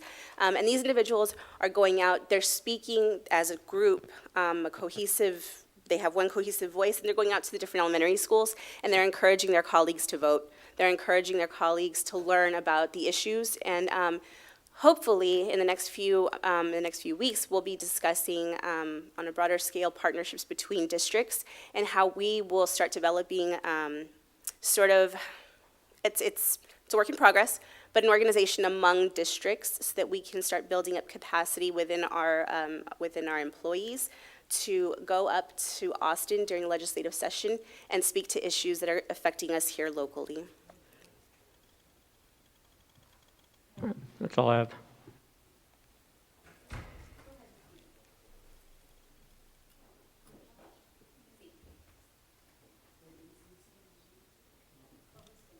Oh, you know, I would appreciate this. I know I'm not one of the teachers or employees of the district, but obviously I love getting on a ballot. One of the things that we ran into just voting last week, or week before last, well, I always vote early anyway, is that people did not understand some of those issues. And it was, for me as a real estate agent, there was a couple of them on there I was very passionate about. And I found that when I, just going to the mailbox and talking to some of my neighbors, they hadn't even planned on voting because, they feel like if you're not voting for the president, it's not worth going. But when I finished explaining to them how it was going to affect their property taxes and, what they're trying to leave for their children, I actually had about 16 people in my subdivision that changed their mind about voting, and I saw that they voted, But so this is crucial. This is something that's very important because we need people to understand the issues and why they need to vote. And as Ms. Kanoy pointed out, we really need people to understand if you want to make a change in education, you have to put people in office that are equally concerned. As a grandparent and a great-grandparent, I am definitely concerned about education. My youngest is a great-granddaughter who's 11 months old, and I want her to be able to get the best education possible, and hopefully here in Judson School District. So thank you. Thank you for bringing this to our attention and spearheading it. Thank you. Absolutely, Ms. Eaton. And I want to just add on what you mentioned. So we just had a constitutional election, and very few people pay attention to constitutional amendments. But that's just the very beginning. We are a unique district in that we have 7 municipalities that we're a part of. And so there are several different races going on. There are several different issues that are happening in the different municipalities. And so part of what this Great Conversations team out of Shirts Below Universal City ISD is doing is they have deployed different small committees to go and learn about what's going on in the different areas that are part of their own district. And so that's the idea that we'd like to develop here within Judson, especially because we have so many different municipalities that we're sort of juggling at the same time. Well, it's excellent.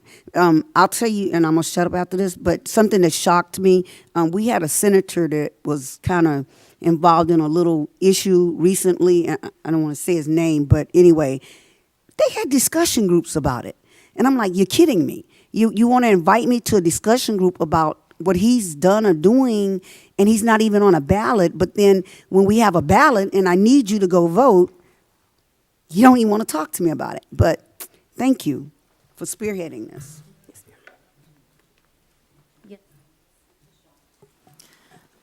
As I was looking, Ms. Diaz, at the resolution, it does say in that second bullet, creating district communications that inform employees and eligible students.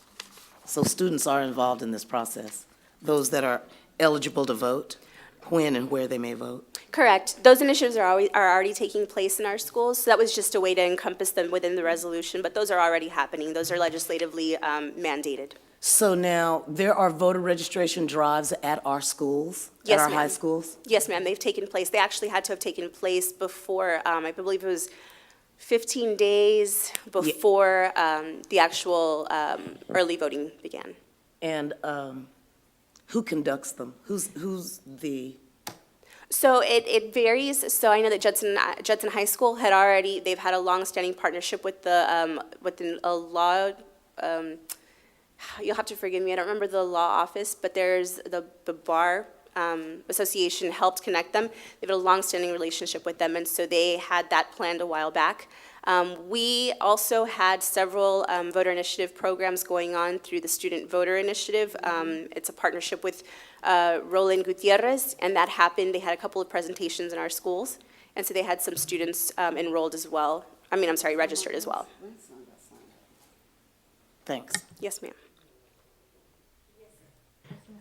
Are we able to include PTOs in this? Absolutely. That way we're reaching and having that parent engagement. So now you have employees, you have students, you have parents, and so PTO organizations and informing them. Yes, sir, Mr. Macias. This is your resolution, so if you all want to amend, that's entirely up to you how you all want to. Well, if we just include, obviously, it's up to all of us, but it does say. Campus and district assemblies, so that could be tied into CPA. Yeah, I'd like to see it written on here, parent-teacher organizations though. So, thanks.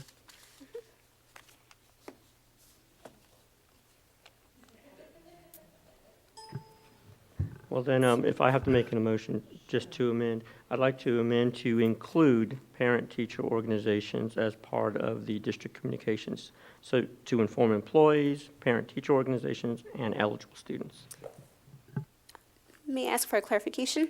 So not all of the campuses have parent-teacher organizations specifically laid out like that? That's understood. If there's organized PTOs. We're going to work on that. Mm-hmm. We're working towards that, but they don't all have them established. And then they vary. So from one campus to another, there's a parent-teacher association, there's parent-teacher organizations. It varies from campus to campus what that parent organization looks like.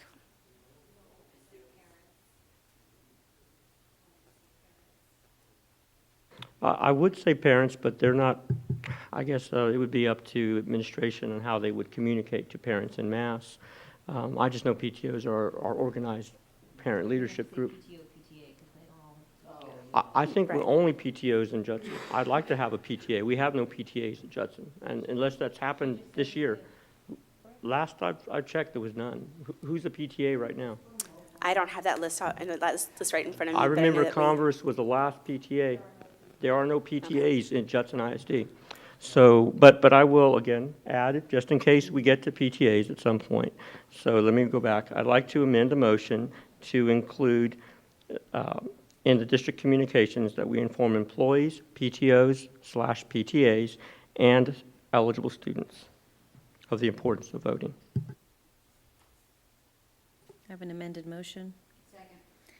Amended motion by Mr. Macias, second by Ms. Canoyer. We'll proceed to vote on the amended motion.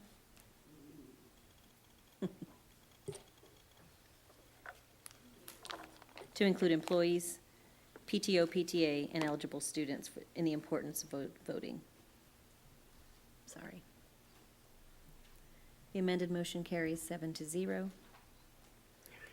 We'll now proceed, if I can get there.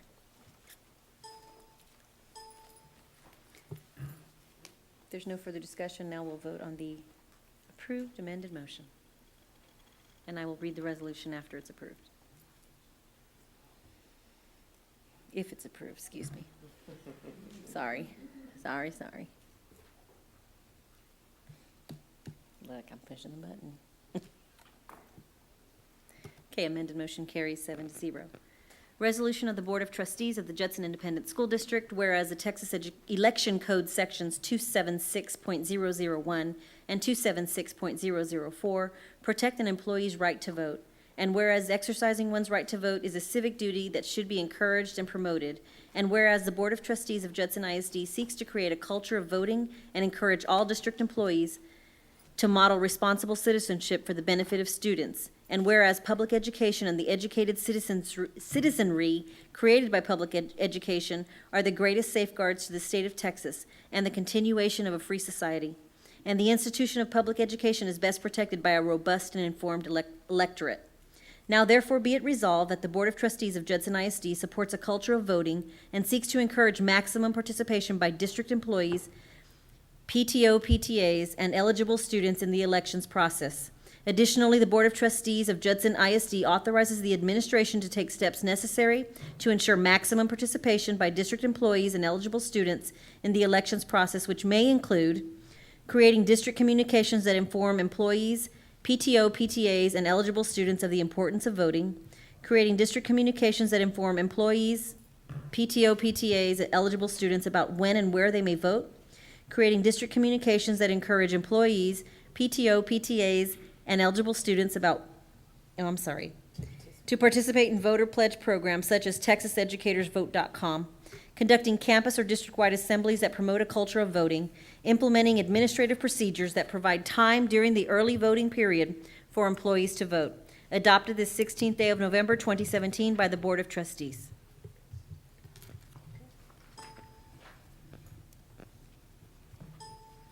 We'll move on to item 5D, consider and take possible action regarding approving a resolution to initiate the process of the Judson ISD becoming a district of innovation. Do I have a motion?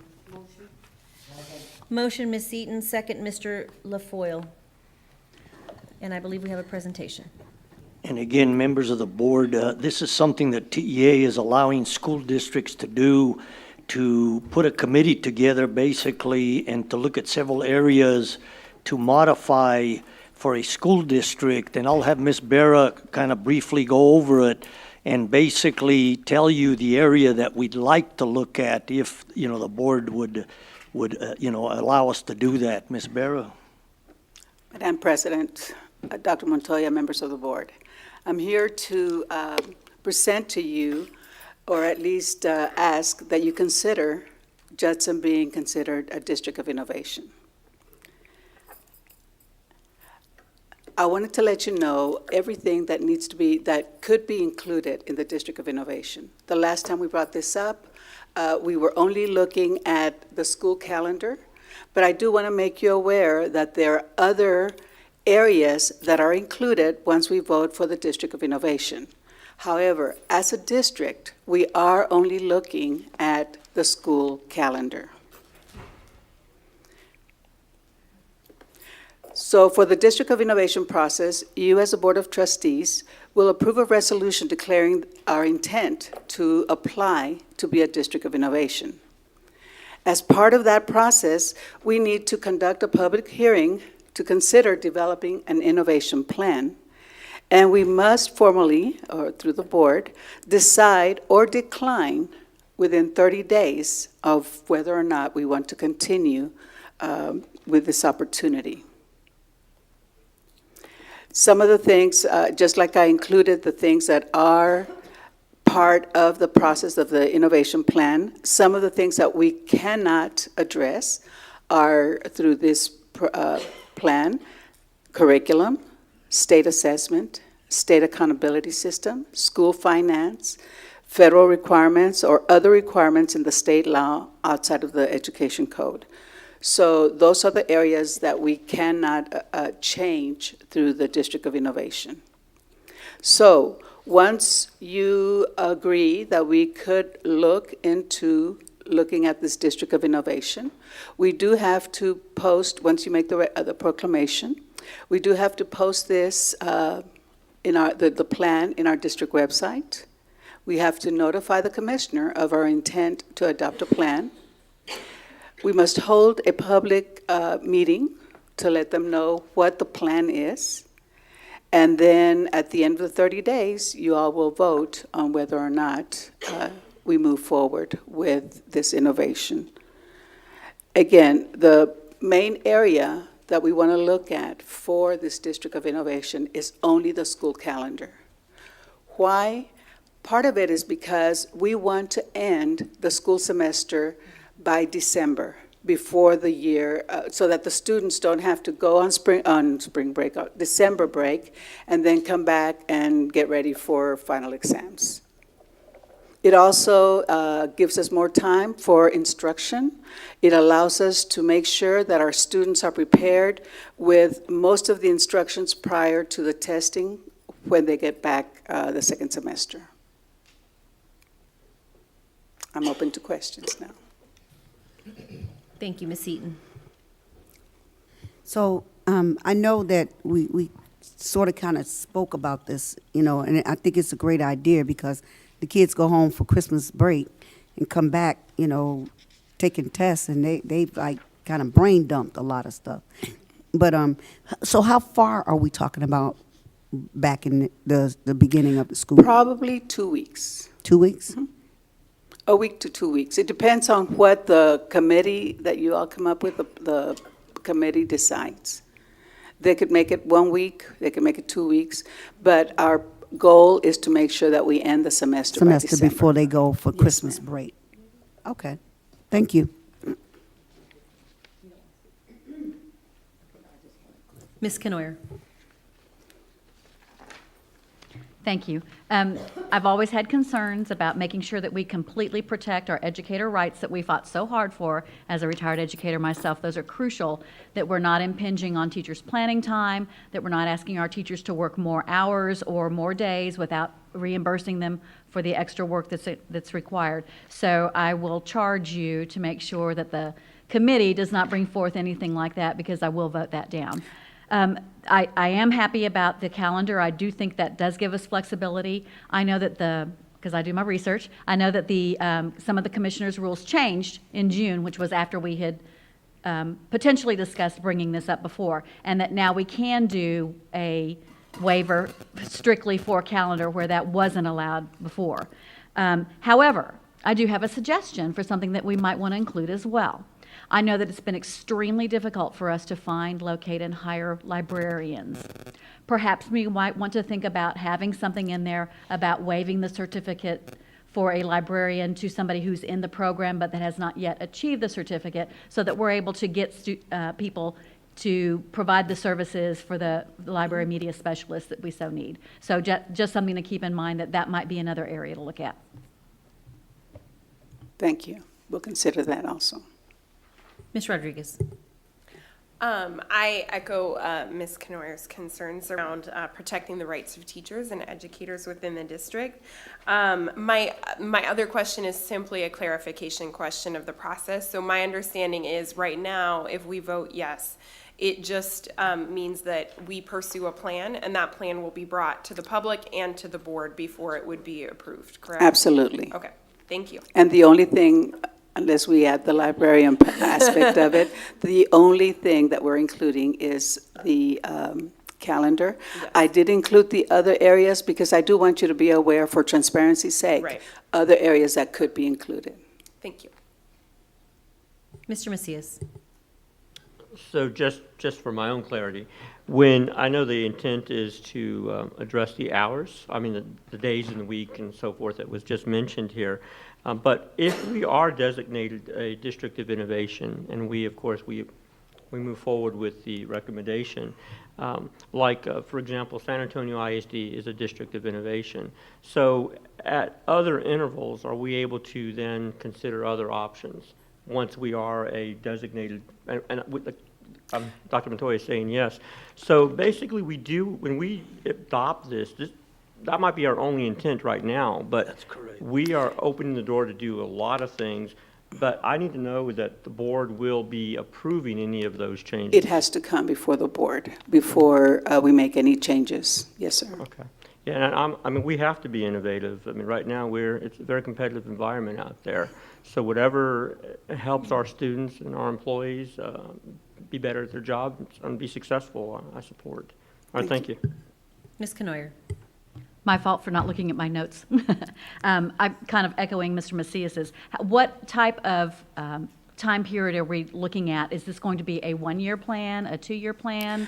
It depends on what the committee recommends, but we may be looking at a 1-year plan, just so that we can kind of see how the approach that we take, And if you like it and we want to move forward, we'll come back to the board and ask for an extension. Can we ask for an extension, or do we have to go through the whole process again? Do you We can know? ask for an extension, because once you become a district of innovation, you are a district of innovation. But we still are required to approve a plan each time Yes, ma'am. something is changed? Yes.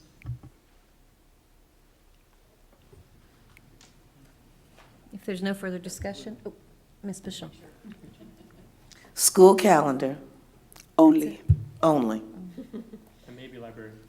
And maybe Something to think about. Committee can. And what about that extra instructional time for STAR later? No, that is included within the calendar. If we move That's up. within the calendar? Yes, Okay. if we All move right, up the thank you. calendar, yes, ma'am.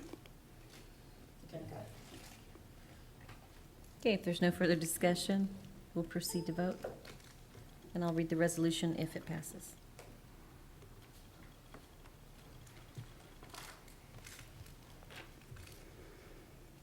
Thank you. Motion carries 7-0. Resolution to consider designation as District of Innovation, whereas Education Code 12A.001 provides that a district is eligible for designation as a District of Innovation if the district's most recent performance rating under Section 39.054 reflects at least acceptable performance, and that consideration of designation as a District of Innovation may be initiated by a resolution adopted by the Board of Trustees of the district. And whereas the Judson Independent School District's most recent performance rating under Education Code 39.054 reflects at least acceptable performance. Now therefore be it resolved that the Board of Trustees of Judson Independent School District, by adoption of this resolution, initiates the process under Education Code Chapter 12A to become a District of Innovation. Be it further resolved that after this resolution is signed by the board, a public hearing shall be held within 30 days to consider whether the district should develop a local innovation plan for the designation of the district as a District of Innovation, and that within 30 days of the public hearing of the Board of Trustees of Judson Independent School District shall appoint an innovation plan committee to develop a local innovation plan or decline or pursue designation as a District of Innovation. Adopted this, what is today?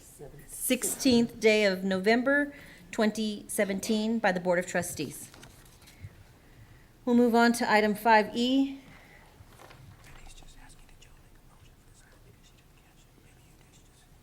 Oh, I think we made a motion for the item. Well, maybe we better.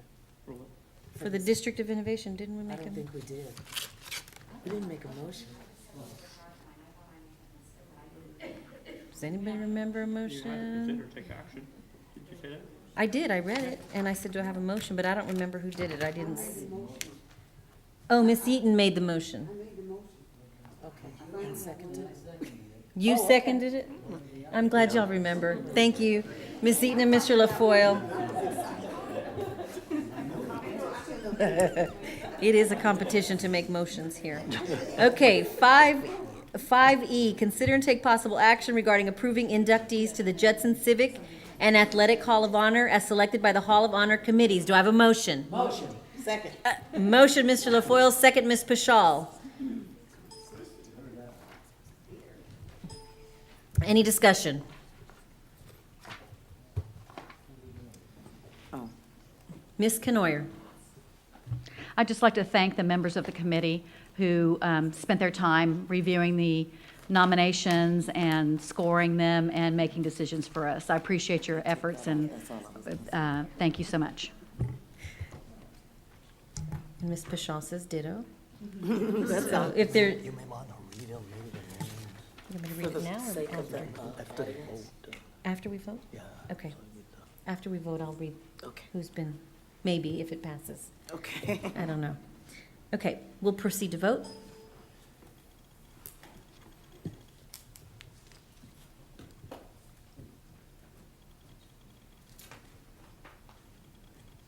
Oh my God.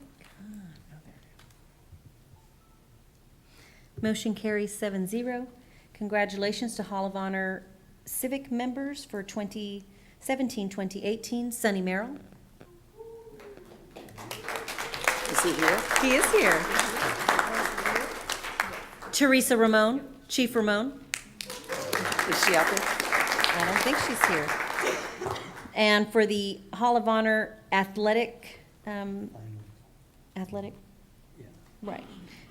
For 2017, 2018, it's Frank Arnold and Pete Gibbons. So congratulations. Oh, Mr. Merrill is here. Miss Eaton would like to see who you are, sir. Would you please stand? Thank you so much. He's the only one that's here. Thank you, sir. 5F, consider and take possible action regarding approving a new JISD Board Liaison for the Judson Education Foundation Board of Directors. Do I have a motion? Motion. Motion, Ms. Pashal, second, Ms. Eaton. Okay, discussion? Okay, Ms. Pashal. We already had a motion and a second. Ms. Pashal. I would like to nominate if, let's see, what is this called regarding approving the new? Liaison for the JEF. Okay. I'd like to nominate Suzanne Canoyer if she would be interested in it. Yes, thank you. Anybody else want to fight for the position? Nobody wants to fight for the position? Oh, Ms. Canoyer, yes, ma'am. I just wanted to say that I know that that's having been a teacher in the district and seen the impact that the foundation has had on our student scholarships and teacher grants, that it would be an honor for me to be the board liaison and be able to bring back information about what's happening to the board. Okay, anyone else? Oh, yes, ma'am. I'm sorry, Ms. Rodriguez. I just wanted to thank Mr. LaFoille for his service in that capacity for many years. Absolutely. How many years? 9? He doesn't remember anymore. It's been so long. Okay. Anyone else? If there's no further discussion, we'll proceed to vote. And this is for Ms. Canoyer to be the Judson ISD Board Liaison for the Judson Education Foundation Board of Directors. Oh, sorry. Motion carries 7-0. Congratulations, Ms. Canoyer. 5G, consider and take possible action to implement transportation services to areas that pose a potential high-risk hazard for students. Do I have a motion? Motion. Second. Motion, Mr. Macias, second, Mr. LaFoille.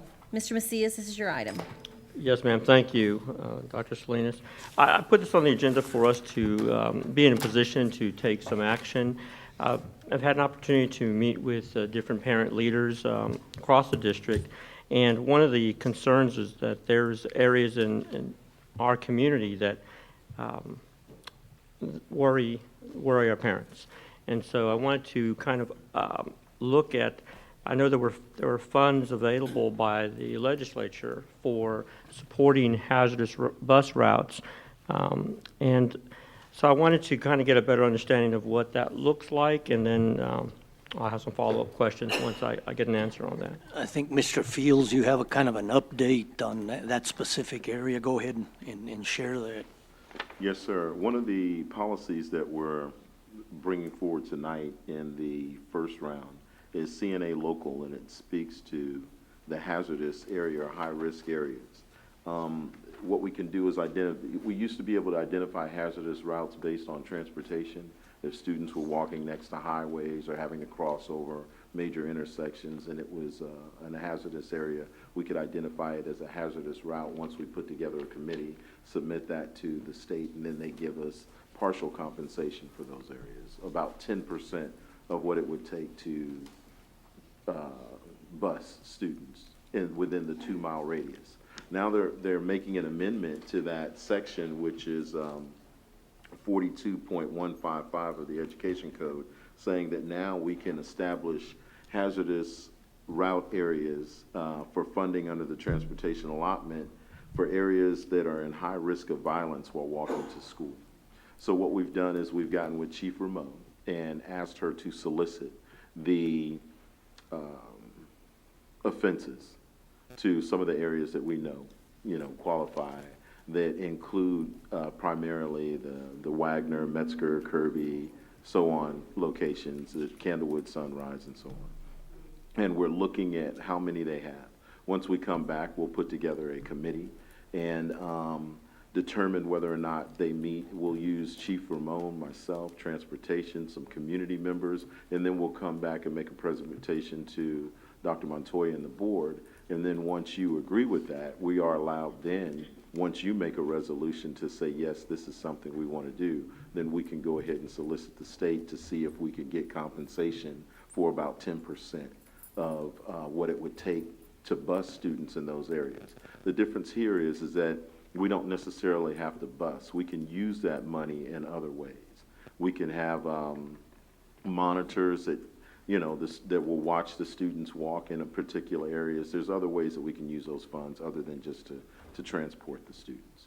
So at this point, we're still in the phase of gathering all the material. Then we will put together a committee. We'll make sure that we've identified the high areas of hazardous walking routes for violence, and then we'll bring that to the board before we send anything to TEA. So then, a couple of things. I think I heard you mention that 10% would be allocated, so it's not a lot of money. That's an approximation. I mean, I'd have to check with Mr. Elizondo for sure, but I think that we're in that range when we say 10% of what it would cost to. So if we elected to bus all the students in a particular area, it may be over $600,000 to acquire buses, bus drivers, and so on. Well, again, colleagues, the reason it's put on the agenda this way is so that, we can decide, I can pull the item, but there's an opportunity for us to vote on some action. So hearing only 10% means that for any reason, the Judson ISD is going to have to pay the cost for that service, for lack of, because 10% really isn't a lot of money. So we'll have to also work, I believe, with our area municipalities and our county government as well to provide service. The area in particular that I know I've heard feedback from is that Candlewood area, and so in Sunrise, right? And so I'm just concerned. So if we let this timeline play out, when would you come back to the board? Chief Ramon has been very diligent at getting this information back. I know that we've already got Ventura, Miramar, Candlewood. She sent Sunrise today. So we're almost complete. We're almost at the point where we could come together, put up a map, and then try to determine what the primary areas are. Okay, so in December? Yes, sir. That's pretty Pushing. quick. Can I say January? You can please? say January. I can work with January. We're first reading on that tonight, so Yes. we need a second reading before we can do. Because it should be, you're absolutely correct, Ms. Kenoy. To get the money back. Correct. All right. Well, I don't have any additional questions. Mr. LaFoyle does. This is something that's been going on quite a while, especially Candlewood area, where the people hang out at the thing across the street and harass the kids on the way to school. Now, we've been very lucky that no child has been hurt over there. But let's put a cap on this right now and get it done, because I've told you this before. I've never brought it up formally, but I've mentioned that area, and you've mentioned that area to me, where you've went by and seen the people up against the building urinating in the whole 9 yards. So let's put a cap on this and get something done, because everybody knows it's there. They closed the tavern that was right there. Now let's get the people away from the place and let the kids walk to school in safe environment. Now, December is a good time to see this. What we were trying to say before, Mr. LaFoyle, is that this is the first reading. Once we get this policy put in place, then we can, because tonight is when we'll do the first reading, and it speaks to the process of how we're supposed to go about getting it done. Once you guys go ahead and approve that process, then we can move forward. We're just trying to get a jump on it now to where we're ready. Give me a date. January? January? Yes, sir. Well, I hope it don't go no farther, because it does mean you're going to have long talks here on the board. Yes, sir. Yes, sir. And just to clarify, I think Mr. LaFoyle, by stating put a cap on it, means we want to stop it. Stop it immediately. Just want to make sure, yeah, we just want to, right, you want to, yeah, right, thank you, sir. Yes, we want to stop it. Okay. We will, if there's no further discussion, we'll proceed to vote.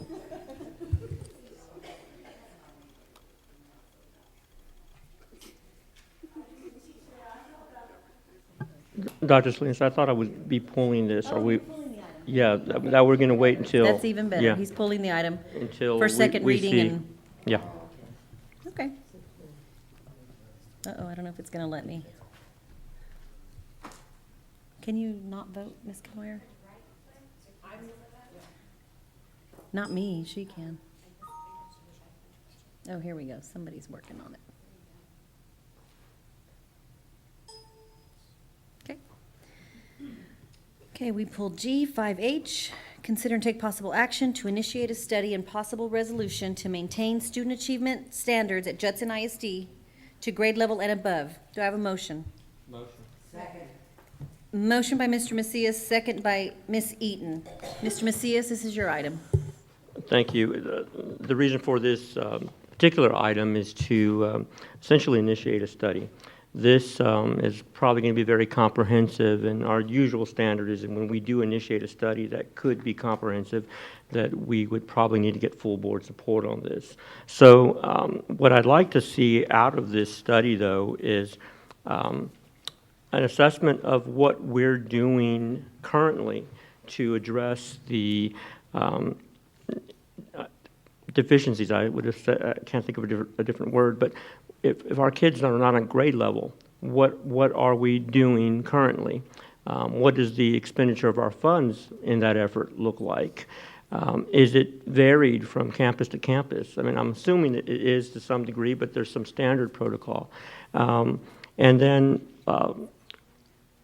examine some innovative concepts like having tutoring during the day, adding instructional aids so that we can identify what it may take to have our kids at grade level and above. It's not only about helping those that are on the lower end in terms of their achievement, but helping those that are in the middle to get to that next level as well. And I know we've talked about it, but this study would be very formal, and it would really help the board make a decision on what we may need to do to really ensure that we can get those results. I think somebody had mentioned, is this like No Child Left Behind and all that kind of stuff that was nationally driven for this? And it's not. This is really a local board commitment that will extend to the community to get our kids at grade level and above. And I will tell you, in my 7 years on the board, I've heard from a lot of our teachers about what it would take. And so I'd like to look at what it's going to take to give our teachers more support to achieve this goal.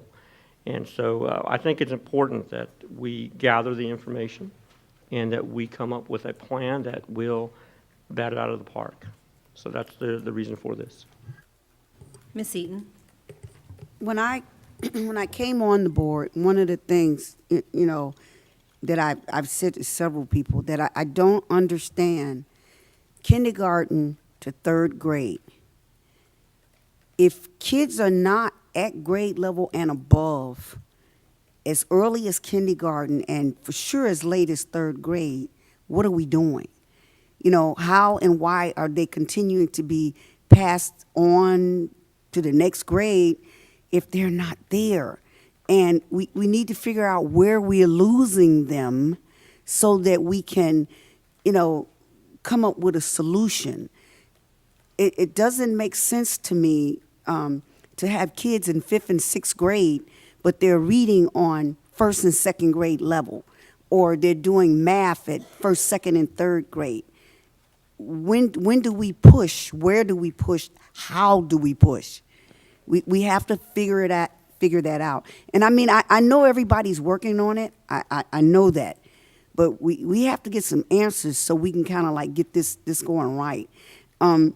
Just even this evening, I had someone mention to me that a question was asked of a 4th grader. If you had 0 and you took 2 away from it, what did you have? You know what that child said to that person? That's too hard for me. He could not answer it. He's in 4th grade. Something's wrong. We got to figure it out. Something is so wrong. We're talking about college. Hey, let's get out of 3rd grade and at least be reading at or better than the 3rd grade level before we can even get to college. So please, Mr. Macias, this is awesome. This is awesome. Ms. Rodriguez. So I think I agree with the intent of this, but I am very cautious about the wording that is on the paper here. So when I read this, and before you explained that this is a study to understand, what we're currently doing and what we could be doing, that's how this reads to me. Is basically, this reads as if it was an unfunded mandate from the legislature coming down like, oh, okay, Judson ISD, you have to do something about this. And it puts a lot of the burden on teachers, who are the ones who are responsible for educating the students, but we're not offering solutions. And so I think that if what you're looking for is like examining the root causes of a problem, to understand why students are not at grade, some students are not at grade level or above when they move to the next grade level.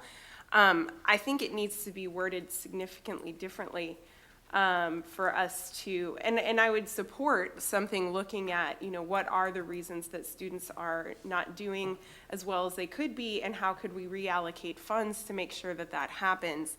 But as this is worded, I'm reluctant to support it because I don't think it actually says what you're intending.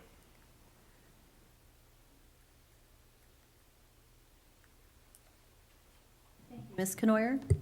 I think perhaps, Mr. Macias, that this is something that might go along with the equity plan that was developed as part of the district improvement plan, because one of the issues that we have in the district is making sure that we have equitable resources and support for campuses according to their need, so that if we have a number of students who are below grade level or not making that achievement at certain schools in the district, then that equity plan should go right along with what are we doing to attract the best teachers, what are we doing to support the teachers' efforts, how are we supporting student learning, what other programs are being offered, including your tutoring that you're extremely passionate about, I know. So what is it that we're doing to make sure that each of those students is able to achieve grade level and above? And I think an in-depth equity plan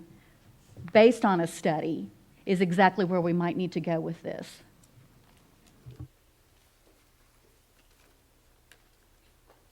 Mr. Macias. Thank you again for the input. And the initiative is essentially just to organize a assessment. Mm-hmm. It is, and I appreciate the equity plan, but it's not broad enough. It's not broad enough to look at some other areas that may be important. It's not looking at what the level of parent engagement may be. There are other factors that impact a student's success. Mm-hmm. And so we need to look at what that looks like. Look, earlier today, there may not be PTOs. So we actually, I believe, as a board, need to set a tone that there's an expectation. And that expectation is that we will find out and determine why some of our kids are not at grade level. And again, it's not just to help those kids at risk, it's to also push those that can move forward. So what added value can we do that's going to help our student produce excellence, which is our tagline. I truly want to produce excellence. So in that equation, there's teacher assessments that need to be incorporated. There's administrative assessments from our principals, campus leaders. There is much more here than just the equity. Equity is good, and it's something we need to do. It's actually mandated. This is our mandate as a school board that states this is important and that we need to see some data. We need to see what the barriers seem to be to achieving this mark.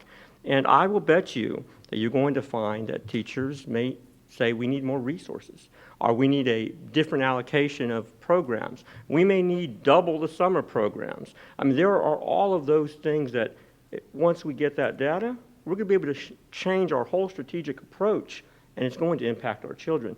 And I will say, Ms. Rodriguez, this is simply a study. We still have to look at that study before we decide, because I'm definitely have no intent of burdening our teachers. In fact, the intent of this is to help our teachers. And if it actually helps our teachers by getting their input, and we implement some of those opinions and such, that's only going to make our district stronger. So it's a study, and a study. But I think it's going to yield some really good results. And since it is a comprehensive study, we need to, as a board, tell administration, this is what we want to see. And all of our stakeholders would work on this, from HR to curriculum instruction to logistics to, I mean, everything would be involved in this. Gracias. I would just like to say that the state has already put in place a new STAR report card that probably the board probably needs some data on and some information on, because the state is already tracking whether you're approaching grade level, meet grade level, or master grade level at each subject area from third grade through EOC. And that was brand new last year. So perhaps Ms. Taganaw could present to us the new report card, so at least we have data that shows us how many kids aren't on grade level. Because we can say we have a lot, but we all here, I think, like data. And so we can at least have some baseline data on who is really on grade level, who's meeting, who's mastering. And also for K-1-2, I don't know if we're using iStation, but that's the only way we can collect data on whether we're reading on grade level or not. So I think maybe that might be a start, so that we can at least have, because we already want to maintain student achievement and standards, and we want kids to be at or above grade level. And like I said, the state has already put something in place for us to track that data. Dr. Salinas, I was going to add that I spoke to TEA last week, and I asked them, hey, how do we know our kids are at grade level? And I was astounded to note that even they stated, don't look at the testing. A test is a test. It shouldn't be your primary indicator of grade level. I said, wow. So they defer to the districts to come up with their assessment of what grade level looks like. So now I want to know what those assessments look like as part of that study, so that we can determine, okay, what are we doing and how are we determining that we truly are on that path? And so anyway, I found that extremely fascinating. Right, Mr. well- Macias, I do want you to know that we do have interim assessments that we give our students, and through that, we find out whether or not the students are approaching grade level, meeting grade level, or exceeding, mastering grade level. We also have, a lot of the schools have data rooms where they have taken information on every student by placing a picture of them and exactly knowing where the student is regarding math, ELA, the core areas. So we are looking at that, but I think this study will, we can certainly get that information for you as well. Thank you. If there's no further discussion, we'll proceed to vote.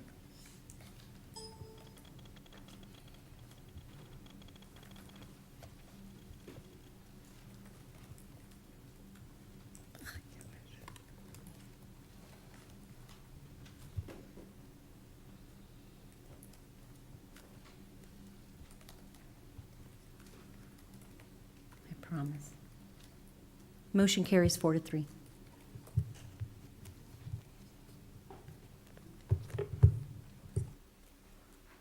Next item is 5J.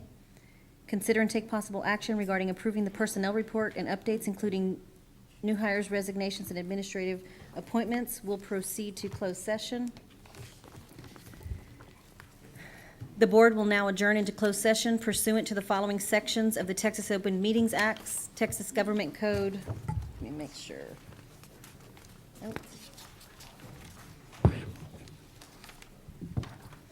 551.074, discussing personnel or to hear complaints against personnel. And the time is now 9:25.